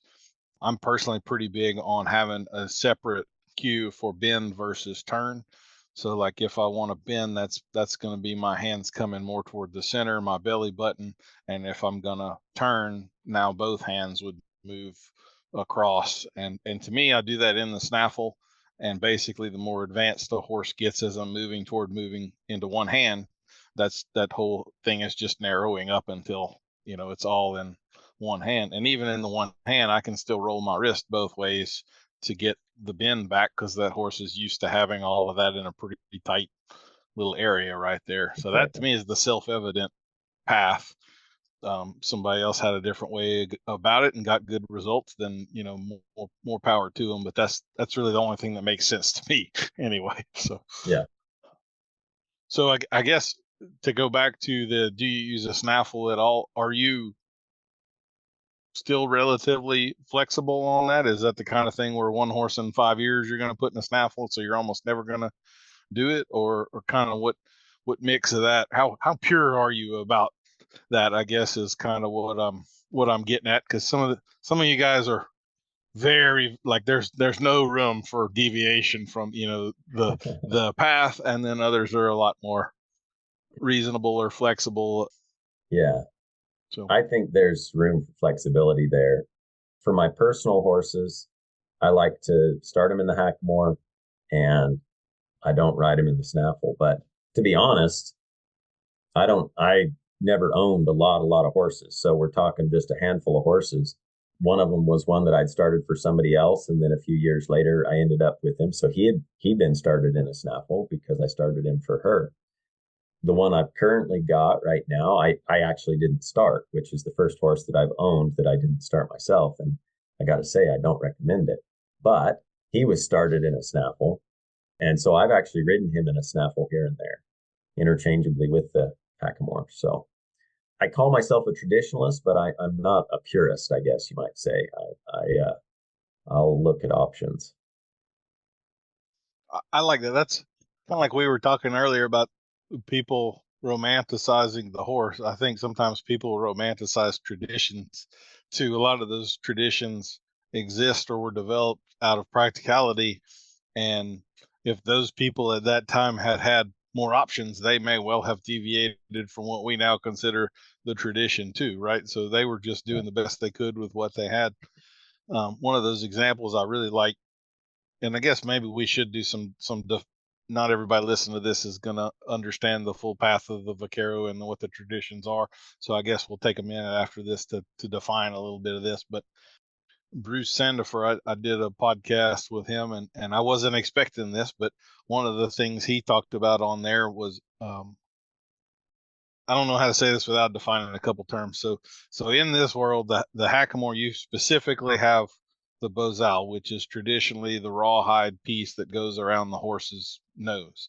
Separate from that would be your makati, which is generally a 22 to 24 foot long rope made out of braided mane hair.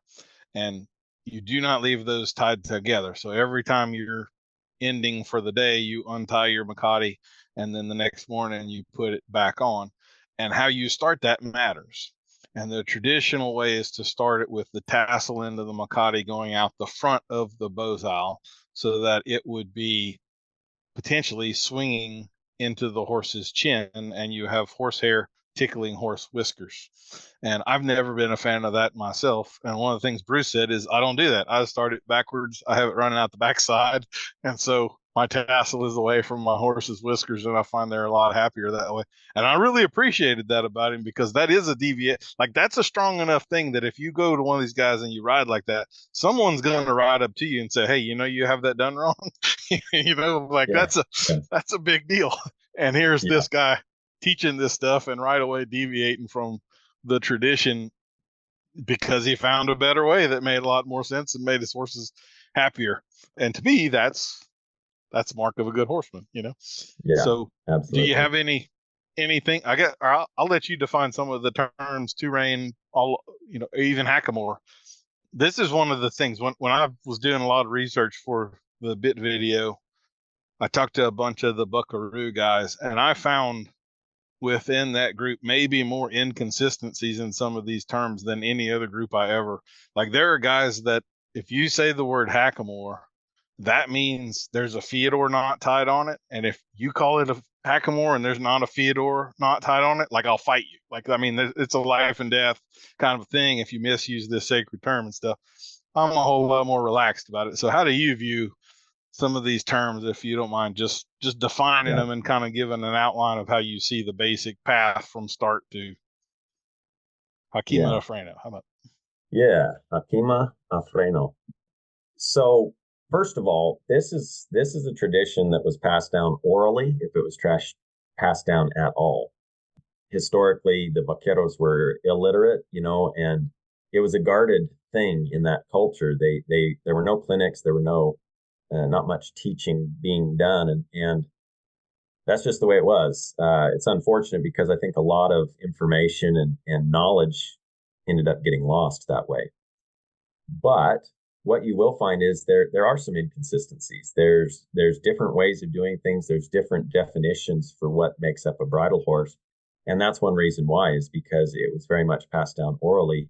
Very few things were written about it until close to the mid-1900s, Luis Ortega and Ed Connell being two that began to document something about the use of these tools and the type of horses that were being developed. But for instance, there's 2 or 3 different ways to tie a hackamore, tie that macate on the bozal and make a hackamore. And that word hackamore comes from the Spanish word hakima. And so there's no one right way, I guess. And for some folks, I guess they just need to realize that that's the history that we have to work with, and that there's a broad idea of the traditions and kind of what we're aiming for. But there are some differences, and there's some things. Some guys, a lot of buckaroos won't untie their bozals. They don't do it. Drier climate in Nevada, that changes things. Pretty standard sized horse heads, so you're not worrying about how many wraps you're taking to fit it specifically to maybe very different sized horses. Those sorts of things might dictate that you just don't untie it. So anyway, I untie mine, and I tie it the way that Richard Caldwell taught me all those years ago, which is different than the way Martin Black ties his. So there's just differences. But the hackamore stage is the initial stage. We can start a horse in a hackamore. It's a 2-handed tool that transitions into a 1-handed neck reining tool. Like we talked about before, it I think is superior for a green horse and for establishing really, really good, intuitively vertical flexion and a softening of the pole that obviously should result in suppleness of the spine, resulting in the type of athletic maneuverability and movement that we're looking for. Again, just a piece of the overall picture there, of course. But the hackamore stage, I think, is developing that young horse into the foundations of everything that you want to have working, and pretty much getting into one hand. You don't have to be exclusively in one hand, because the 2-rein stage enables you the opportunity to go back and forth and be in one hand or 2 hands. So for some people, that's pretty basic. Maybe they just want walk, trot, lope, turn on the hind, turn on the fore, back up. maybe enough lateral movement to open a gate, those sorts of things. Other people want to do much more than that. They want to get shoulders in, shoulders out, haunches in, haunches out, half pass, the whole, start to develop a lot more stuff going on there. But at any rate, the 2-rein stage is your second stage. You might be in the hackamore a year. You might be in the hackamore 2-3 years. It depends on the amount of riding, quality of riding, the time spent, the type of horse, their ability. But the 2-rein stage follows that, and it might be 6 months. It might be maybe a couple years, but you've got the bridle on now. You've introduced them to a bridle bit. You might be experimenting with different mouthpieces to see what fits in their mouth and what they're happy with. There's a lot that goes into that, but you've got 2 sets of reins, hence the name 2-rein, and you'll use those reins together a lot of the time as they get used to carrying that bridle and you're ready to pick up the Romal reins. Then you're going to use those reins together, or if things get a little quick or technical, then you might put the bridle reins down and just work back on the smaller set of bozal reins that you have underneath that bridle. And so you're slowly transitioning all those signals over to your bridle reins. And of course, all along the way, the signal and balance that you've established with your hackamore, the bridle works very much the same way, and you're riding the same way. So it's more about your seat and legs really than your hands anyway. And then at some point, you might put the bozal reins down, and now you're just riding in the bridle reins, and you're seeing what you can get done and what extent you can take that to, moving towards your third and final stage of being straight up in the bridle, usually with an under bridle underneath so that you can lead them if you need to with a little get down rope. You won't be leading them from the bridle reins if you're taking them over their head or anything like that. So at any point through that process, there's no shame or hesitation to go back a step and fix things up. The vaquero philosophy is very much take the time it takes and develop the best horse that we know how to develop. And so in the old days, at the fiestas, the vaqueros would be showing off for the señoritas and running a cow down or what have you. And they would tie their bridle reins on with a strand or 2 of horsehair. And if things got too quick or their hands got too heavy and they broke that horsehair, that was not good enough. And they'd go back to the 2-rein or they'd go back to the hackamore and they'd fix some things up and spend some time getting that horse softer and lighter and more responsive. And so I think that's a cool thing about this tradition is taking the time it takes and being willing to take a step back and say, all right, we need to work on something here. We're not just going to progress forward regardless or be stuck up here where we really aren't ready to be.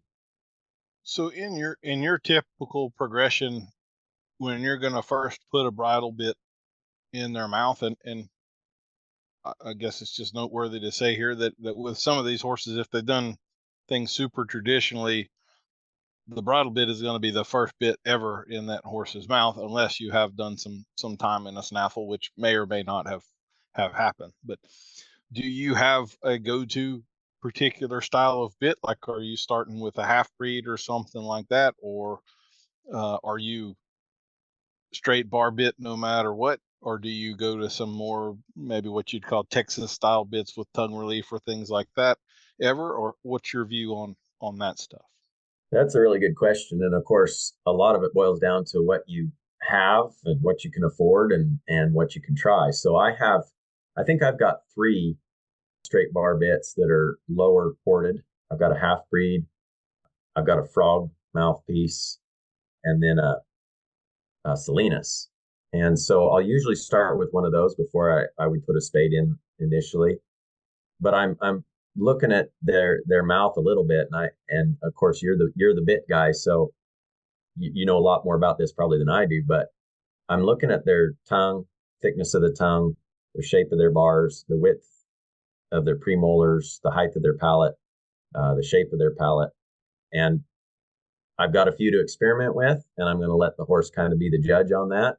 Let him initially, so I'll take the reins off and I'll just put the headstall on and let him stand there in a pen, not asking him to do anything but get used to that bit and see if he can pick it up and learn to carry it and hold it and get quieter in his mouth. And I'll do that 2 or 3 times before I put those reins on and start to ride him a little bit. But again, using the majority of the bozal reins. So I take take a bit of time through that progression and kind of see what he thinks and get his tongue starting to strengthen up to pick that bit up and carry it correctly.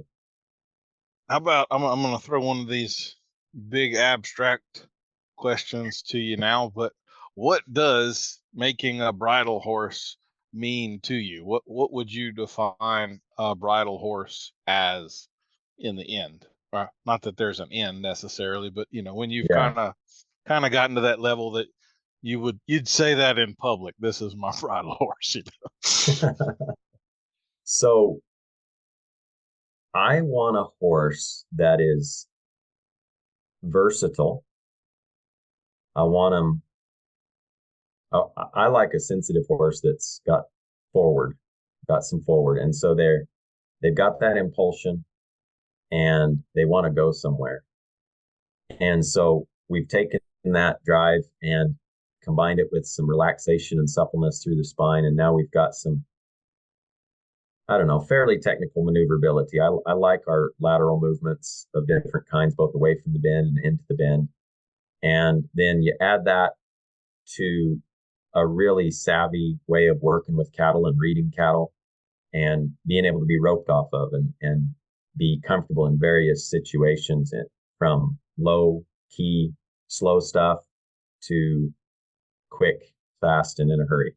Whatever needs to be done. And a horse that even if he has not done something before, he's willing to give it a try, and he's got a good mind about it.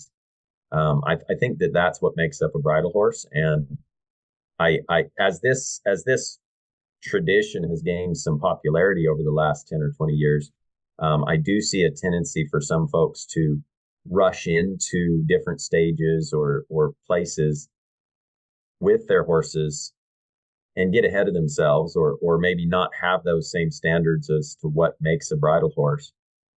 In New Zealand, they used to say all the gear and no idea. And it's just human nature, isn't it? Right? There's this tendency to do that. And so I guess what I'm saying is, you'll talk with some guys who are, maybe in their 40s or 50s, and they've made dozens and dozens of bridle horses. Well, I've not made dozens and dozens of bridle horses because, number one, I don't own a lot of horses. So most of the horses, that I work with were colts and problem solving and that sort of thing. And the horses that I have owned, very few of them, I just don't think I've completed that with very many of them. So that's just my take on it. Well, for what it's worth, I think I've seen in that culture, I think I've seen a lot of horses that are pretty nice when things are going slow, that come unraveled quick when things are going fast. I think that term is maybe used a little too liberally sometimes, and we're not always looking at the complete package like it might have been represented.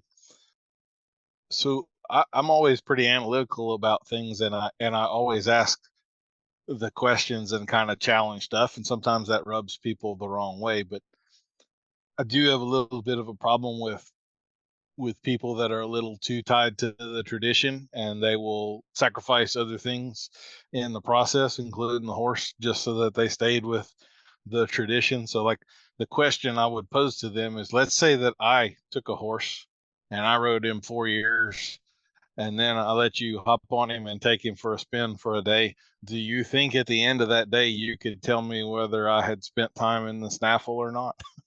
And if you can't, which you can't, does it matter that you differed from the tradition a little bit here and there to help this horse out, if in the end you can't, we got to the same place or anything like that?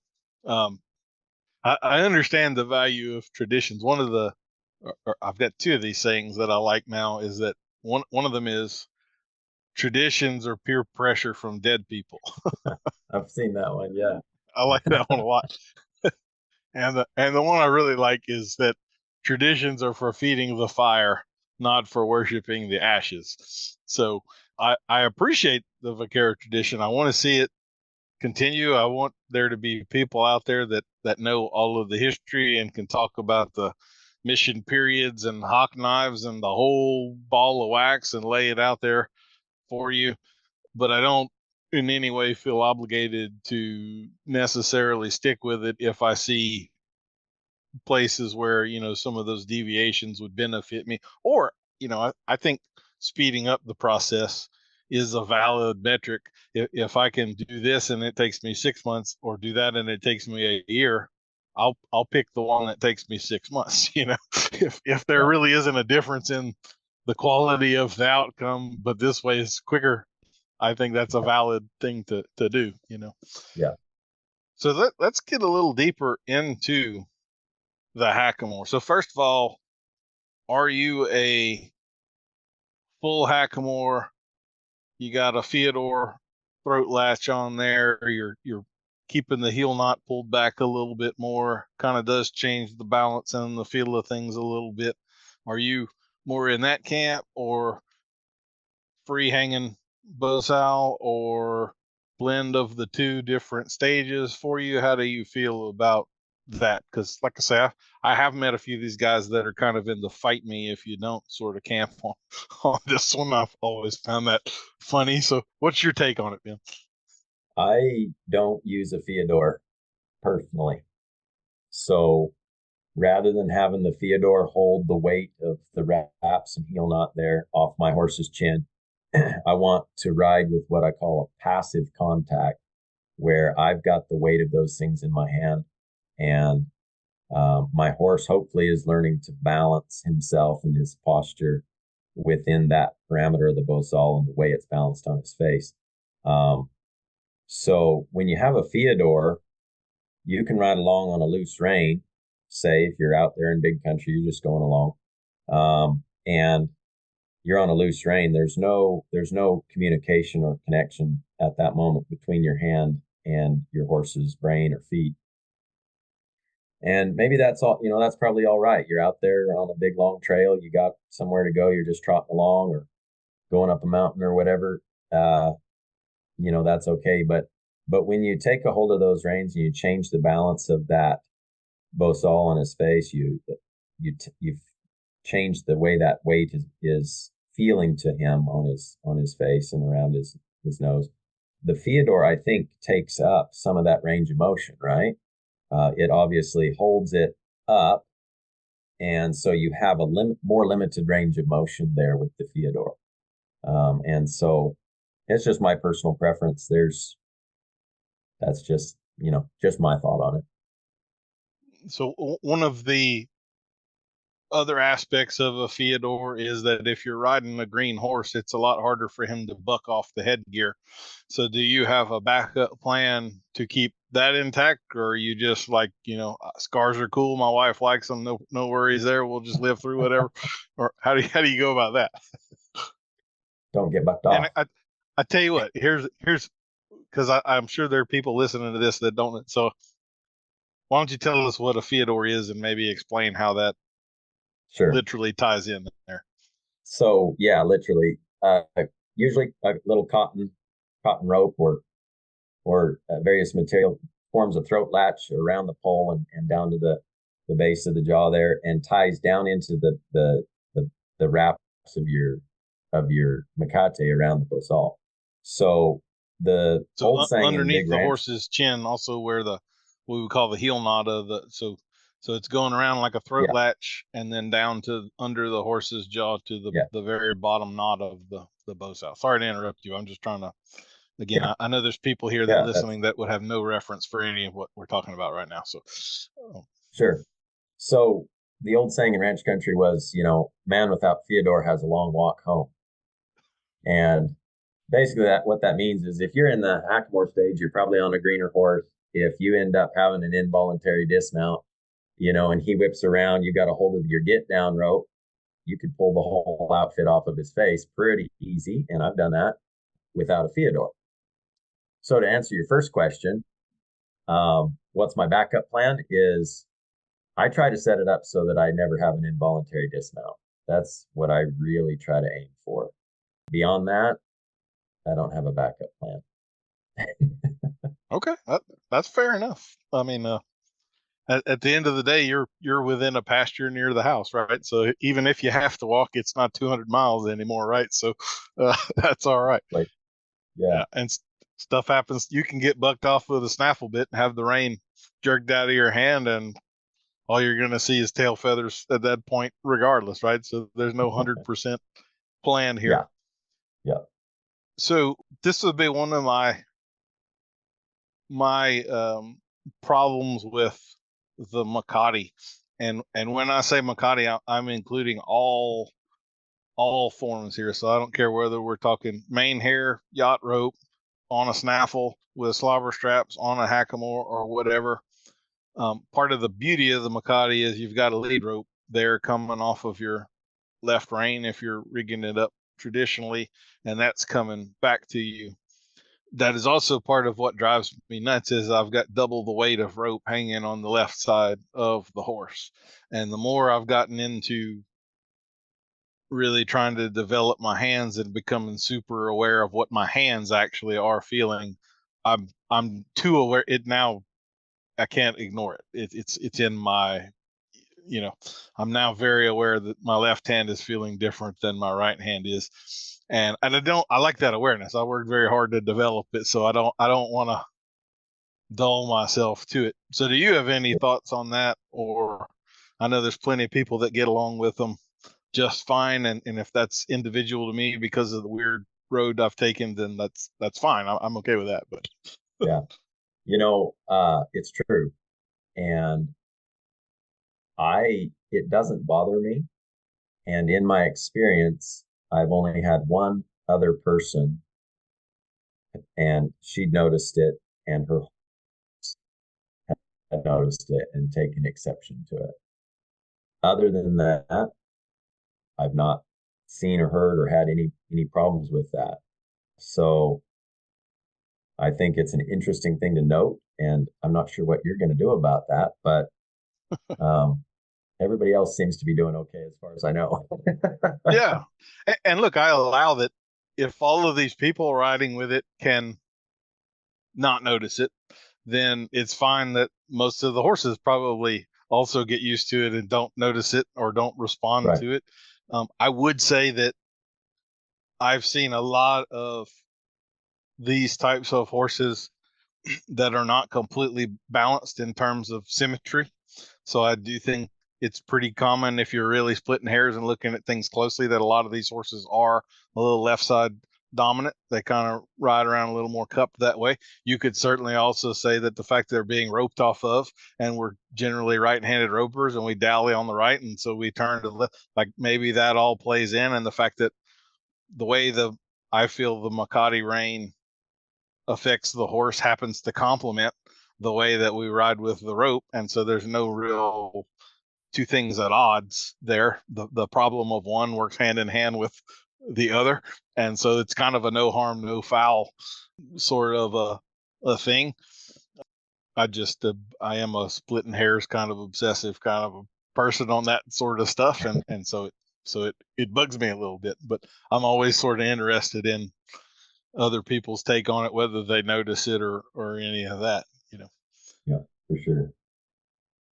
So why don't we talk a little bit about the fit and then the balance of the hackamore.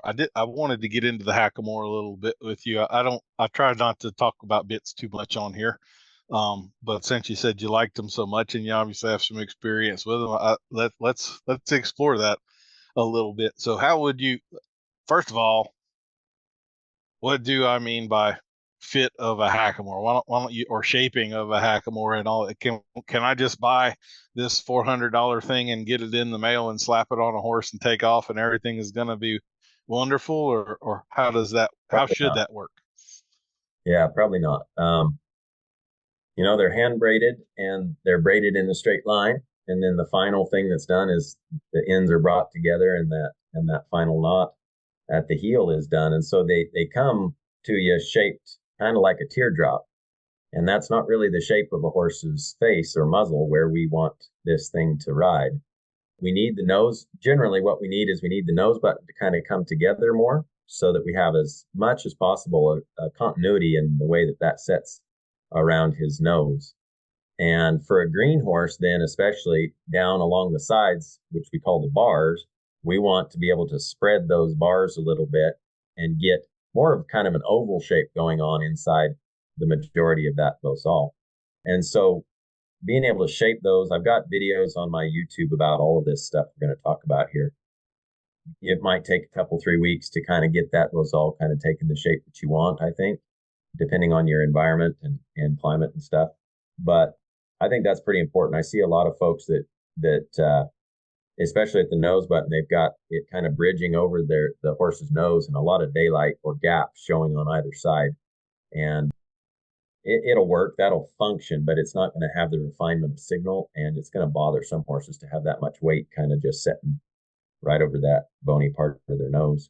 As far as fit on the horse, you're looking at it not being any lower than about 4 inches or maybe a hand width above the top of the nostril.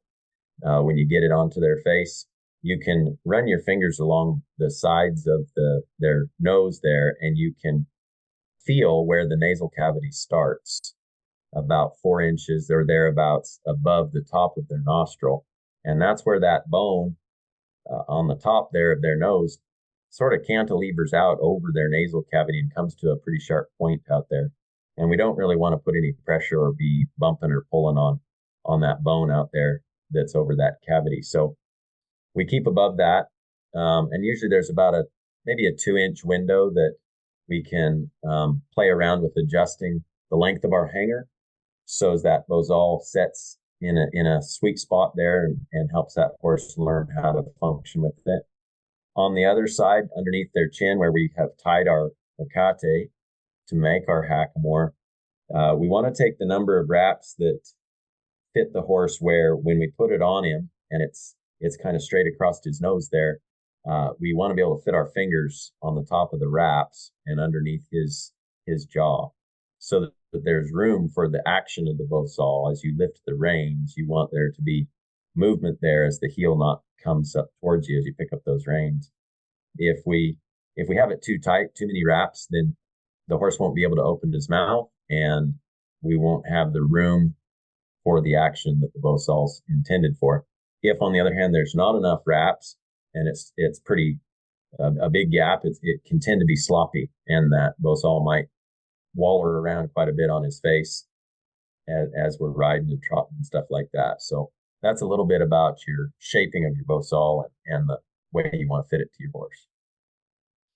I guess I'll ask another leading question here. Since these are predominantly made of rawhide, are they real soft and forgiving, or are they maybe a little rough? So if that thing's not shaped right, it's going to take some bark off of your pony. That's a big question too. It's not as straightforward as you might think, because there's a lot of different materials out there, even amongst the ones that are braided with rawhide. The question you'd ask then is, what is the core made of?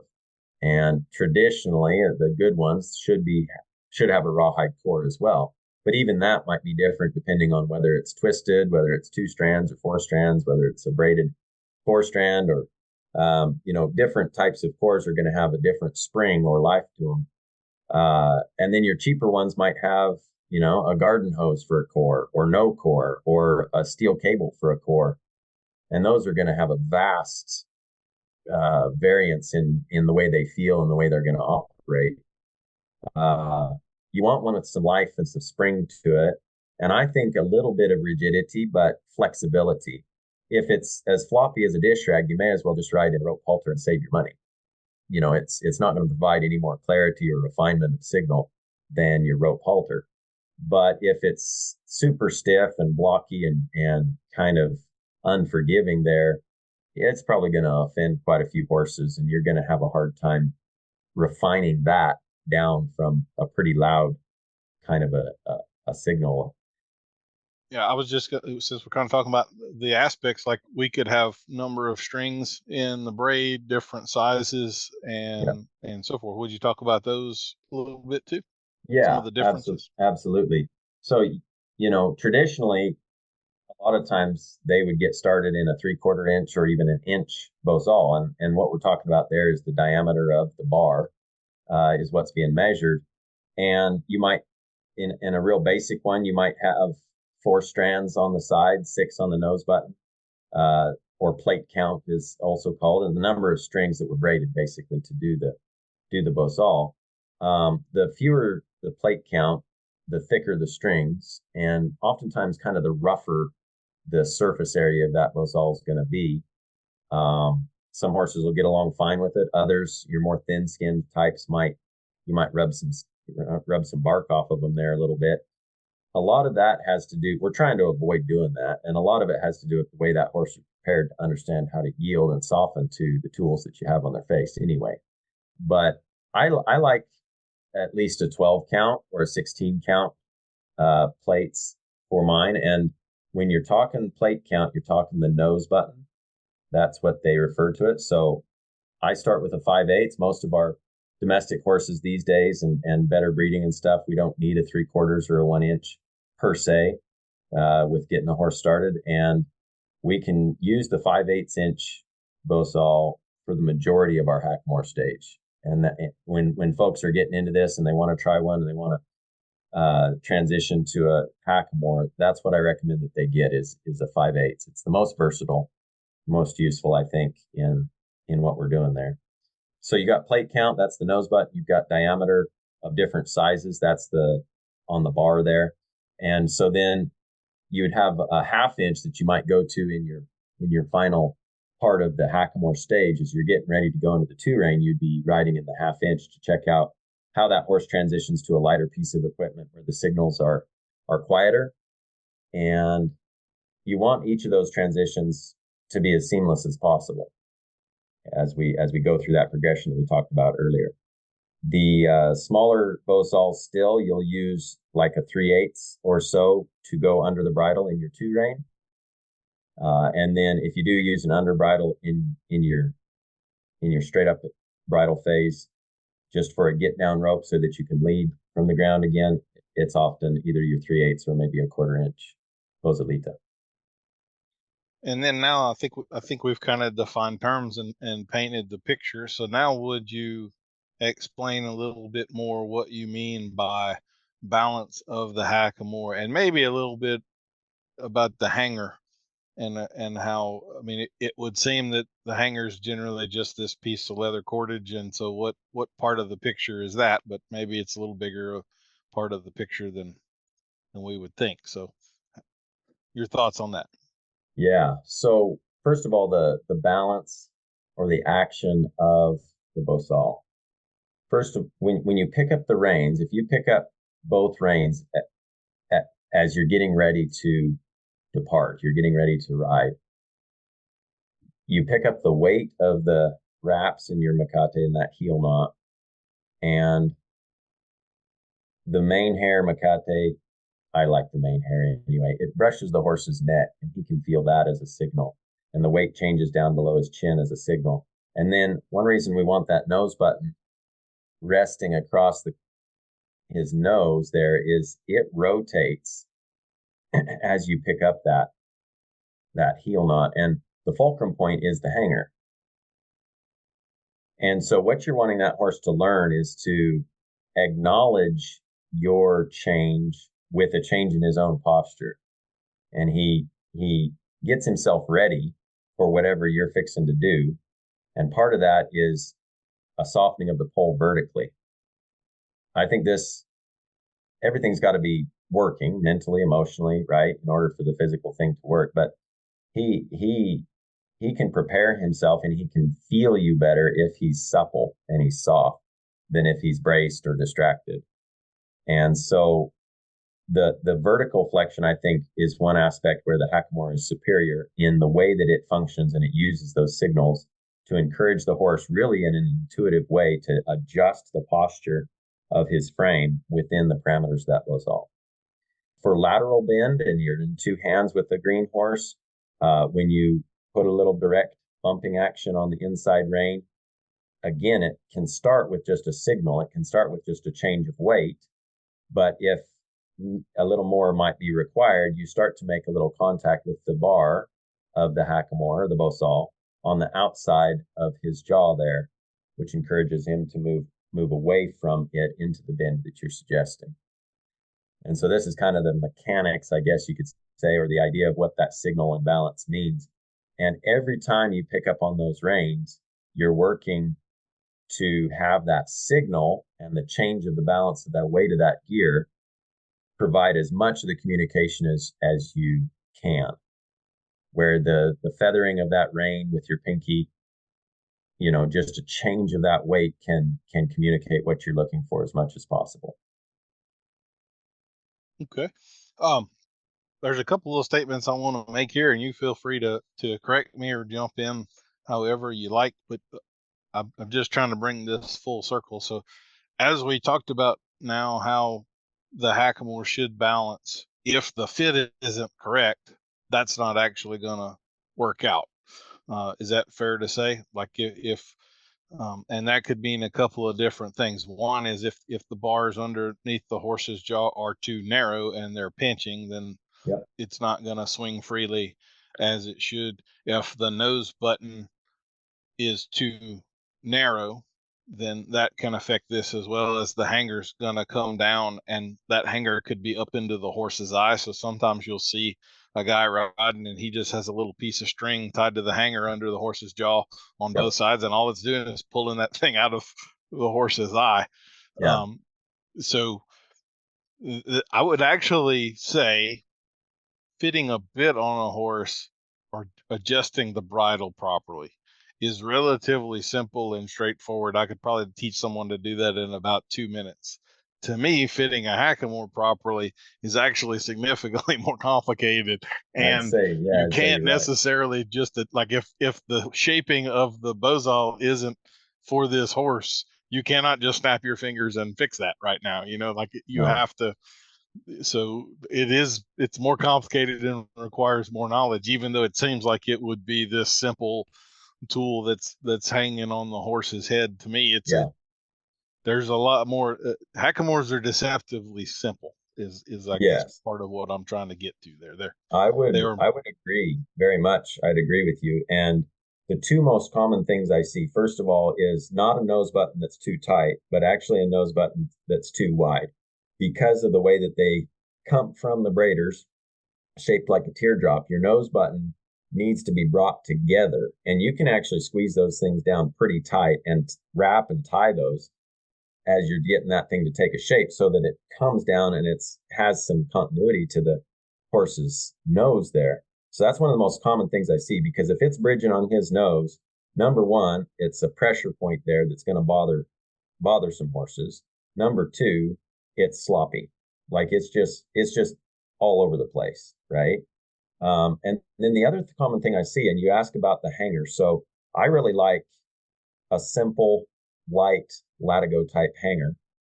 And a lot of people will comment and say, man, that looks close to his eye. And it is. When you're used to looking at a bridle, it's coming down the horse's cheek towards the corner of their mouth. It's going to come, 1.5 inches, 2 inches below their eye. Whereas the hanger, we actually want that fulcrum point that I talked about before to be almost as high as possible, as long as it's not crowding into their eye, because we want, as we lift with those reins, we want a rotation of that nose button. If we set the fulcrum point back, like a lot of your cheaper bozals will have a longer nose button where the fulcrum point of the hanger is set back. And so the hanger, or in a lot of cases, it's actually a headstall, which is a lot thicker leather, and I think lends itself to a more clunky type operation. What that does is turns that fulcrum point in and turns the whole thing into a seesaw, where when you lift those reins, there's not a slight rotation of the nose button on their nose. It's actually moving up and down their face a good couple inches, maybe, because of that fulcrum point being set back. And so those are some of the things that I see. A real common thing that I see with your cheaper bozals is a longer nose button where the fulcrum point is incorrect. And number two, your big clunky headstall leather, even sometimes with a full brow band and throat latch and the whole 9 yards. And I really like that simple, really light latigo leather hanger, and keep that out of the way as much as possible. Where there's not more going on there. And like you say, if you do have some that it's crowding up into their eye for real, and it's not just this optical thing that we see because we're not used to seeing it, then there's not a problem at all. And I've done it before. I had one horse for a lot of years where I just used a little leather string and just tied it back around his jaw so it wasn't in his eye. So a couple of things that I wanted to bring up here. First of all, I want to commend you because you have consistently used the term signal here, which is the way that I talk about it, and the way that I talk about it, of course, is the only right way to talk about it. But the term pre-signal that I hear thrown around a lot drives me up the wall.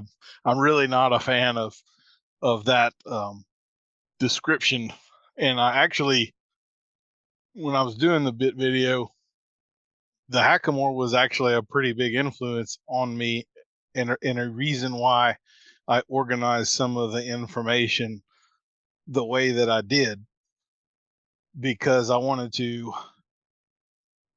it to be a consistent theme in how a hackamore operates and how a bit operates and how we were describing it. One of the big conflicts I've had with a lot of the vaquero guys is the saying they've got that it's not a leverage bit, it's a signal bit. And what I feel like they don't understand is that most of the aspects of that bit that give it its signal are directly attributed to how the bit functions as a lever. It doesn't have anything to do with multiplication of force, which is how they're thinking of a lever. It has everything to do with rotation, which the hackamore does, just as you've just described. We've got the fulcrum point. It's not rotate. It shouldn't. Again, if the fit is correct, it shouldn't be rotating off of the nose. It should be operating off of the hanger, just as you have described. So the bit should be the same way. One of the, what I was talking about earlier with my hands, one of the things I think people really get wrong is what contact is. The horse can, in fact, feel very easily you in the stage where you're still taking the slack out of the rein. You do not have to get to the point where you have what people think of as contact, where you've taken all of the slack out. So with a hackamore, if you filmed it and slowed things down, you would see the heel button moving backwards before the rein becomes tight. You are taking that weight up in a manner the horse can very clearly feel long before you've actually made straight line contact with the rein. That same effect is massively exaggerated when you get to a curb bit. So what most people would think of as having made contact with a curb bit is when they have actually rotated the shanks back all the way, the curb chain has come tight, and now in their hands they actually feel something on the end of the rein. The deceptive part is the horse felt something long before you did. You were rotating this apparatus in their mouth. The port was rotating in their mouth. They were feeling lots of things. You just hadn't felt anything in your hand yet.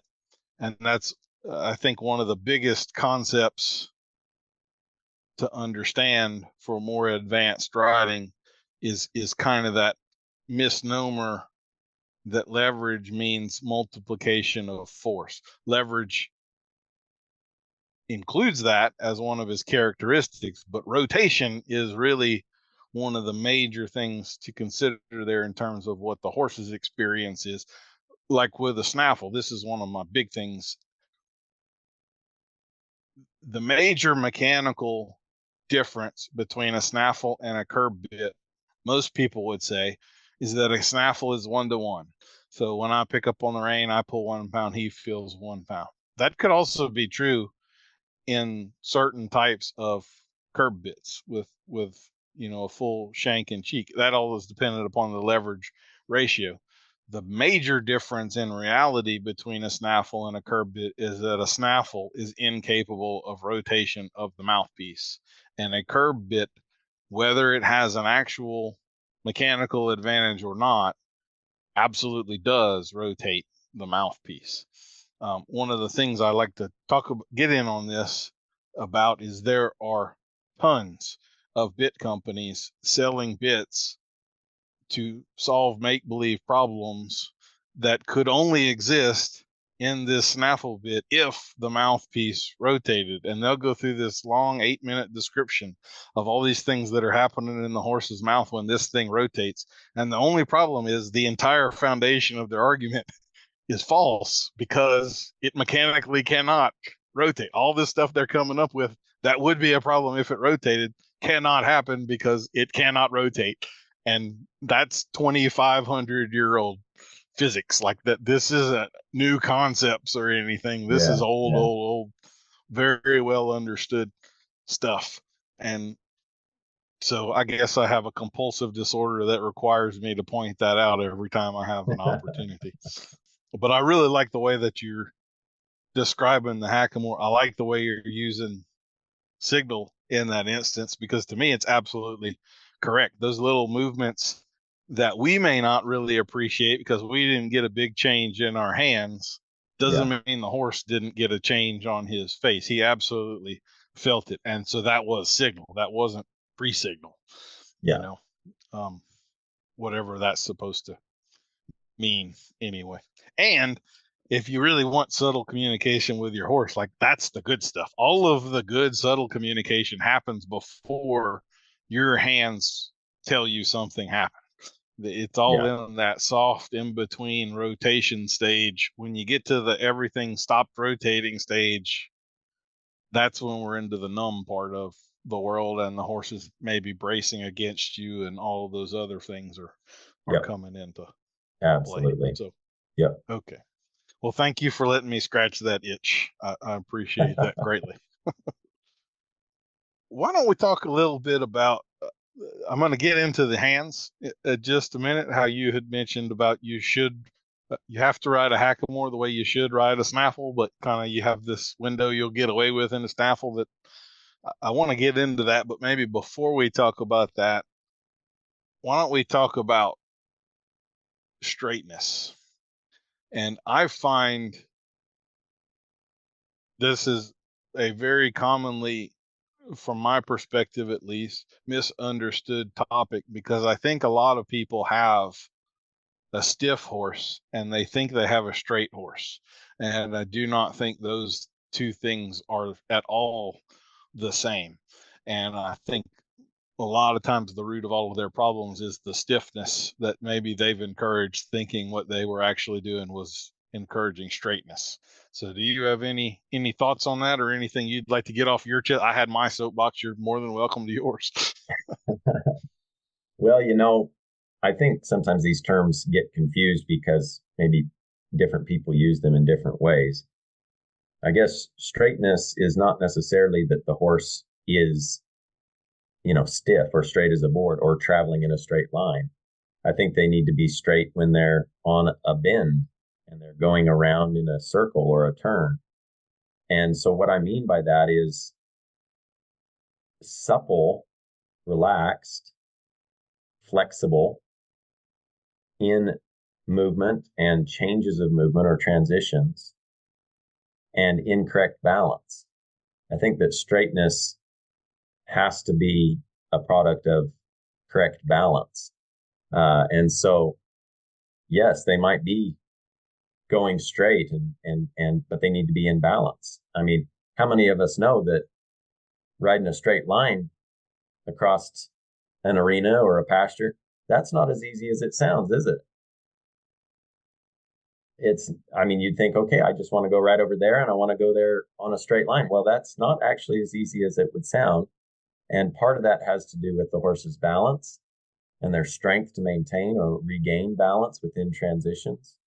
And so to me, straightness it's almost a bit of it's a confusing term, I think, for some people because of that. We're not talking about traveling in a straight line or that the horse is not ever on a bend of any sort.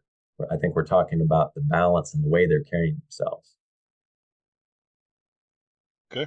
I took a little note here. I really particularly like this way that you phrased it. I don't know if you deserve full credit for this, or if you're taking it from someone else, but it's you said straightness is the product of correct balance.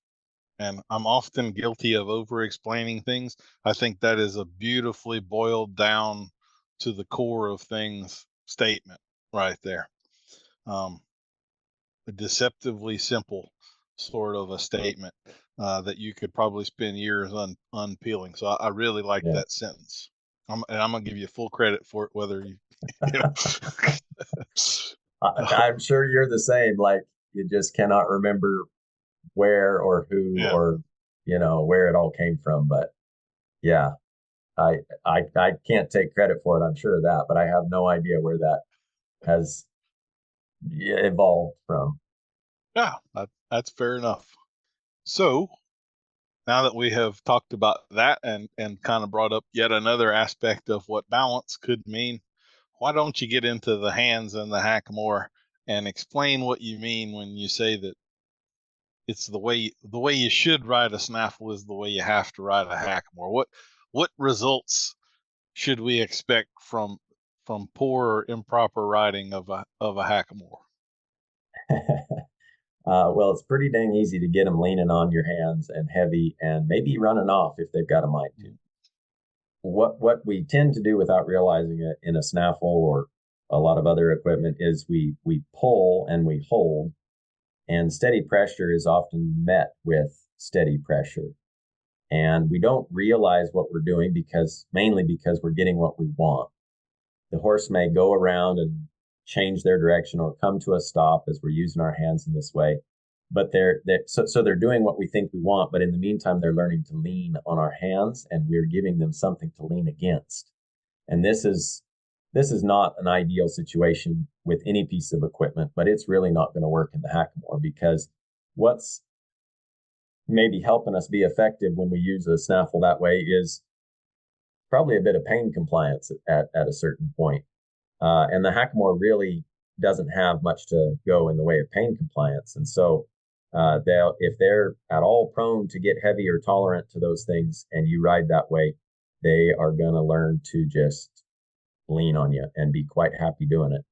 To the point where, like I say, if they kind of want to go and they've got some forward movement in mind, they might just run off with you. And that would be one of kind of the weaknesses of the hackamore, is if you try to pull them around with one rein and they're already braced up against you, good luck. That's not going to work real well for you. If they want to fight you and pull it out of your hands, they pretty well have the advantage in that situation. So, which to me reveals not a weakness in the hackamore, but a weakness in our preparation and our understanding. Yeah. You don't have that mechanical advantage to crank them around whether they want to or not anymore. So yeah.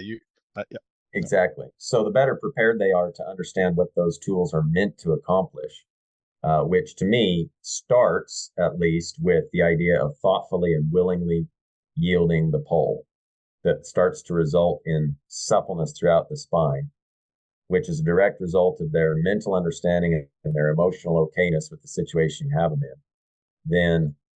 Then you can be effective with the hackamore, even in a situation where maybe they've gotten bracy or they've gotten a bad idea for a moment. You have that foundation to fall back to, that this tool means that you have to try to soften to me here. And you're going to do that at that point, as gentle as possible, but as firm as necessary, but in a way that has a bumping action to it rather than a pulling and dragging action that might be effective with a snaffle. The hackamore, you don't want to hold steady like that. And by the way, I don't mean to sound contrary here. I completely agree with that. I think what we tend to see of people being so carelessly hanging on to the reins of a snaffle bit is one of the worst problems. If we took that off the table and everybody understood contact a whole lot better and how sensitive the horse is and stopped trying to balance themselves off the horse's mouth, which I think is what's really going on there about 90% of the time. If we took that off of the table, all of the guys that are making a living riding problem horses would have to find something else to do, because most of these problem horses would cease to exist in about a month. It's really, they're generally made, not born. For sure. I think I have gone through most of this stuff. Was there anything? I mean, I've got a couple more small questions to ask you, but nothing real big to get in. Is there anything about the hackamore you would like to talk about that we haven't gotten into yet? Well, I think we pretty much covered it. Like you say, it's a seemingly simple piece of equipment, but I think there's some pretty important aspects that can be overlooked or misunderstood or maybe not even realized. And there's there's probably a lot of information out there, more all the time, and maybe it's again one of those things that starts to be confusing for people. So, you know, I encourage folks to do their research and get a good one if you're going to get one, and learn how to use it. Really dig in there. And like I said, I've got a pretty good little series of shorts on my YouTube for that, and then I've got some videos in my video library on starting with the hackamore. So Okay. And we'll of course in the show notes we'll have links to stuff. So I'll have a link to your YouTube channel and all in there, in your website, where they can go and find all of that. I guess I feel, since you brought up about getting a good one, like let's say I go to this horse show and here's a guy with a table full of hackamores, and I see one on his table for $85, and then I've got this other guy over here and his hackamores, or his bow saws, just the nose are like 400. Like, is the $400 guy ripping me off, or what should I kind of be expecting to spend on that sort of a piece of equipment so that I get a good one?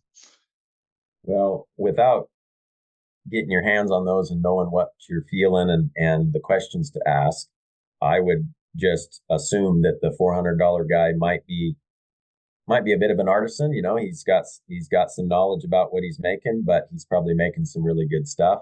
The $85 one, I don't think I'd touch that if I was just You'd be a little scared of being equal. that's got a garden hose in the middle of it or something like Yeah. that. Yeah, exactly. Okay. So I don't know, maybe minimum of $200, I'd say, for a pretty nice bow saw. You can certainly spend a lot more than that, but I don't think it's necessary for most folks. Like I said, 12 plate count, 12 to 16, and either rawhide. I mean, you can get them with kangaroo hide or latigo, and those are some pretty nice materials as well. But yeah, it's one of those deals. You definitely get what you pay for. And then what about Macatis? Do you have any advice for anybody on that if they're looking to buy a Macati? Because again, you could probably find one on eBay for like $40, and then you might find some Sure. others that are 180 or whatever. So Yeah, should the $40 one be a red flag, or what?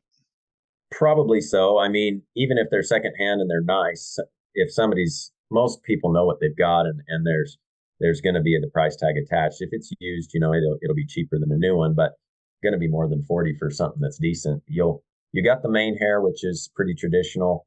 Some of them are tail hair, which is also an option. It's a little bit coarser, a little rougher, usually stays more prickly. But it's an option. I like the mane hair. A good yacht line or nylon heavy type of rope is a pretty good option for wetter climates or mud or those sorts of things too. And then of course you got mohair and alpaca, and we've got a student there in New Zealand who has been making them out of sheep wool for a lot of years, and she does a pretty nice job. So there's quite a few different options with that. I like the weight of the mane hair or a good nylon yacht line type deal. I think the weight's a big part, like we talked about, of your signal and the way that balances and stuff. So, and then some of the other natural fibers have a little bit of a spring to them, like just a little bit of like a bungee type feel to them. If you kind of are bumping a little firmer, it feels like there's just this little boing factor to them. And I'm not a fan of that. There's other guys that they like them just fine, but that's just my personal preference. The mane hair or such really provides signal along their neck as well. When you start getting, your hands are close anyway, like we talked, and you start lifting and bringing them across just a little, that outside rein brushes their neck, and they can feel that. When you pick up two reins as you're getting ready to depart, they feel that brush up against their neck, and it's just, to me, it's just part of that signal that's really useful. And then what about diameters and plate counts on Macatis? Assuming we're not, you're not going to see that on a yacht rope, but if you're looking at mane hair stuff, what might, like, why would I want a 1/2 inch versus a 3/8 or a 5/8 or whatever? So traditionally we'll match the diameter of your Macate with the bar of the bow saw. So in a 5/8 setup, you've got a 5/8 Macate to tie that into a hackamore, and so on. So like 1/2 inch, and you match the diameters. I like that idea. I don't think you have to be hard and fast with it. If you're on a budget, you've got your 5/8, and then you want to go to your 2 rein, and you can't get a 1/2 inch. You know, there's all sorts of different ways to skin the cat, I think. But generally that's what you'll do is you'll match diameters. And as far as the number of twists in that macate, you'll usually have 6 or 8. And obviously the 8s are going to weigh a little bit more probably, but there's one guy who's really knowledgeable about this stuff that actually he'll weigh out his setup. So he'll have a 5/8 setup with an 8-strand macate, and that weighs 3.5 pounds. And then he's got a 6-strand macate that he'll put with his 5/8 as he's taking it down a step, and that only weighs 3 pounds and 2 ounces. And then he'll go to the 1/2 inch, and he's got and so he's got each setup weighed out like that, and so that, I mean, you can get pretty pedantic about this stuff too. So for me, I don't have all the money. I don't have a lot of this stuff handed down to me. So it's like, all right, I got a 6-strand 5/8. That's what I'm going to use. Make it work. Yep. Yep. And then I guess I'm just going to say, as you were talking about the 2 rein, one of the reasons they're going to go down to the 3/8 is because it's smaller, and the bozal aspect fits under the bridle. You don't have this big bulky thing, but also you now have 2 sets of reins in your hand, so you can't have 2 big bulky sets of reins in your hand. You got to have something a little lighter and easier to hold there. That's right, especially if you got 60 or 70 feet of rope in your hand. Mm-hmm. Yep, absolutely. And I've always thought that, particularly because you have the roping aspect, and now you kind of have 3 different things all in your left hand to keep track of. The fact that you've got rawhide and then hair, those have very different feels, so it makes it a little easier to keep track of what am I pulling on right now? What is this, right? If when you get a whole lot of things going on at one time there. What was I was fixing to ask you something else. Okay. Oh, okay. So you like I are coming at a lot of this kind of from the colt starting, problem horse, cream horse side of things. And of course, one of the big signs that we get from these horses, if we're being successful, is the licking and chewing.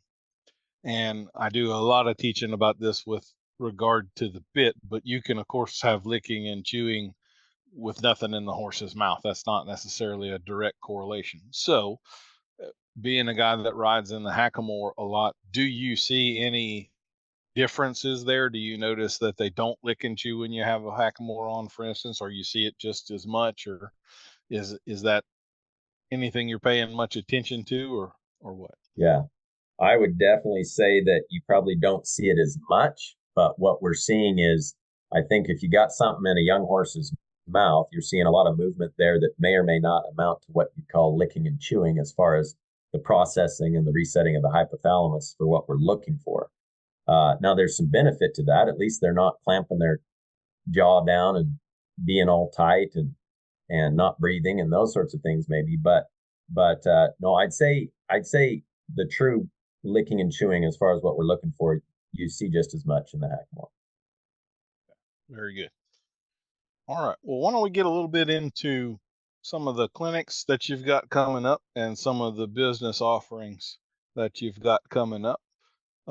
So I guess we'll do clinics first. You're fixing to start around back in New Zealand. I guess you just really like long flights. So why don't you tell us about that, and maybe tell us a little bit about what life was like in New Zealand for almost 10 years there. Is it very different? I guess you're on an island, but it's big enough maybe it doesn't feel like an island. Or I say that you were on one of the smaller islands. Is that correct? Or well, yeah. We spent 11 years in New Zealand. My wife's from there, and we're based on the North Island and the South Island at different times. We ended up where we were doing clinics all over the country, and we're really excited to get back down there again this winter, starting in January, for a variety of clinics. We were able to go last year about the same time.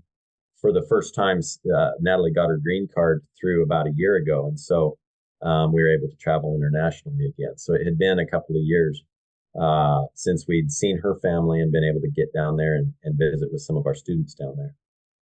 So New Zealand is an interesting place.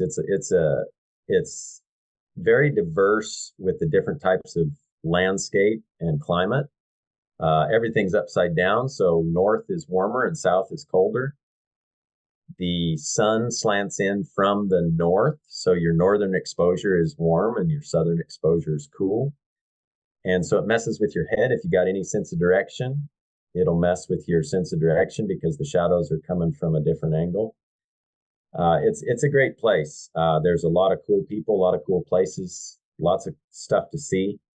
And we were privileged to be based there. We were privileged to start our business down there, and all of our kids were born down there. I always wanted to live in the States. I always wanted to move back to the States. But it was definitely for a time and a season, and it was the right place to be. We've got a variety of clinics coming up. We've got some private contracts where we're working one-on-one with some owners. We've got some trail clinics where we prepare people to get outside and be safer going down the trail, understanding the herd dynamics and problem solving, response in spite of trouble, those sorts of things.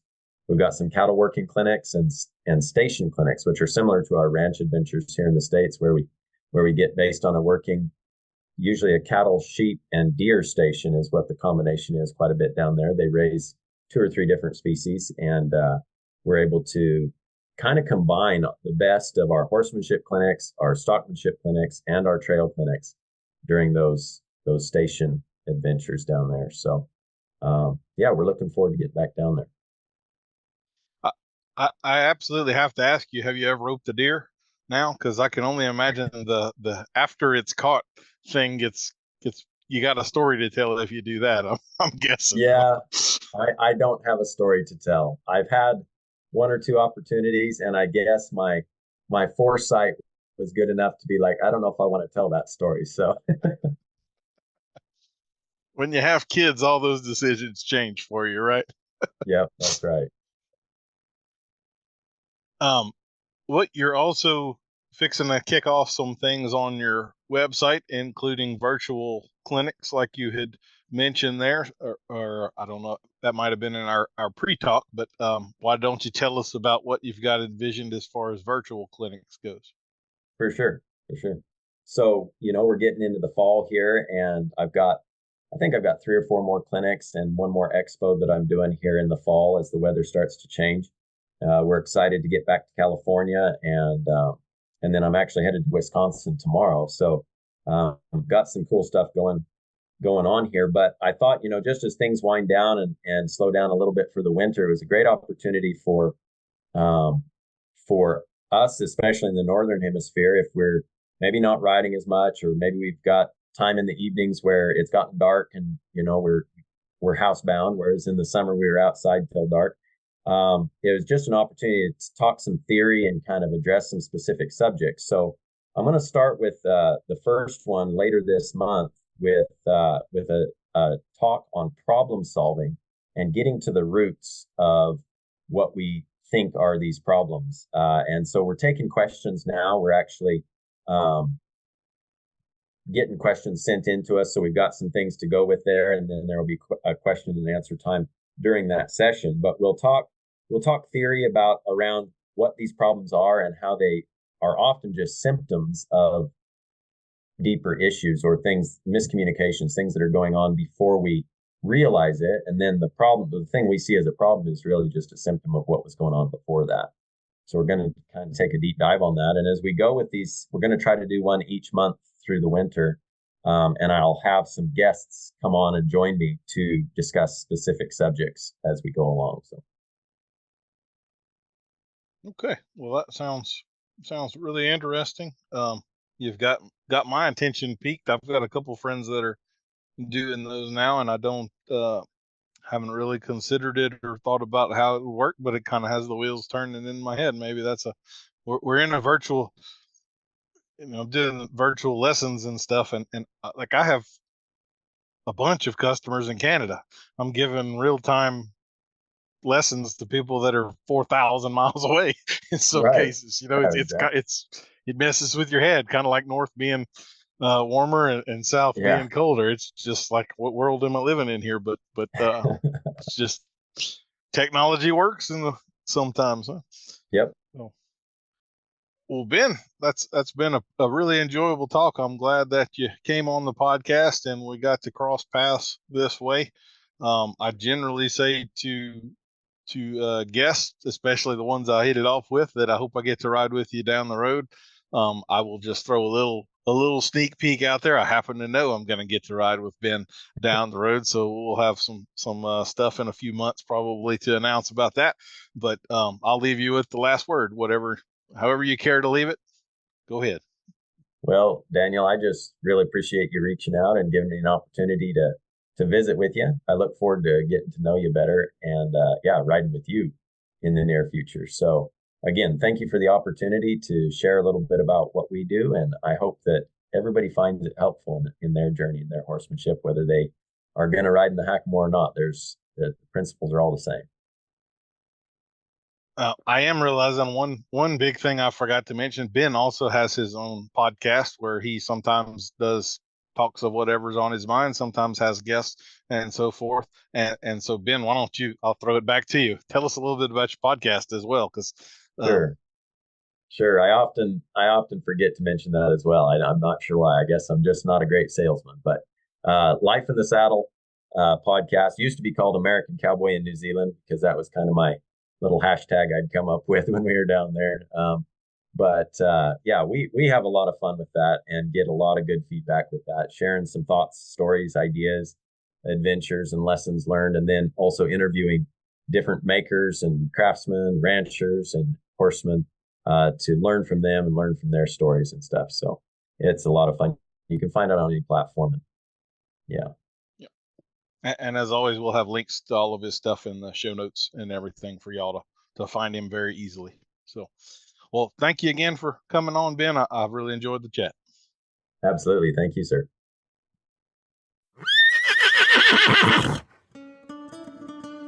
We'll see you next week for another episode of Adult Onset Horsemanship. I've been your host, Daniel Dolphin.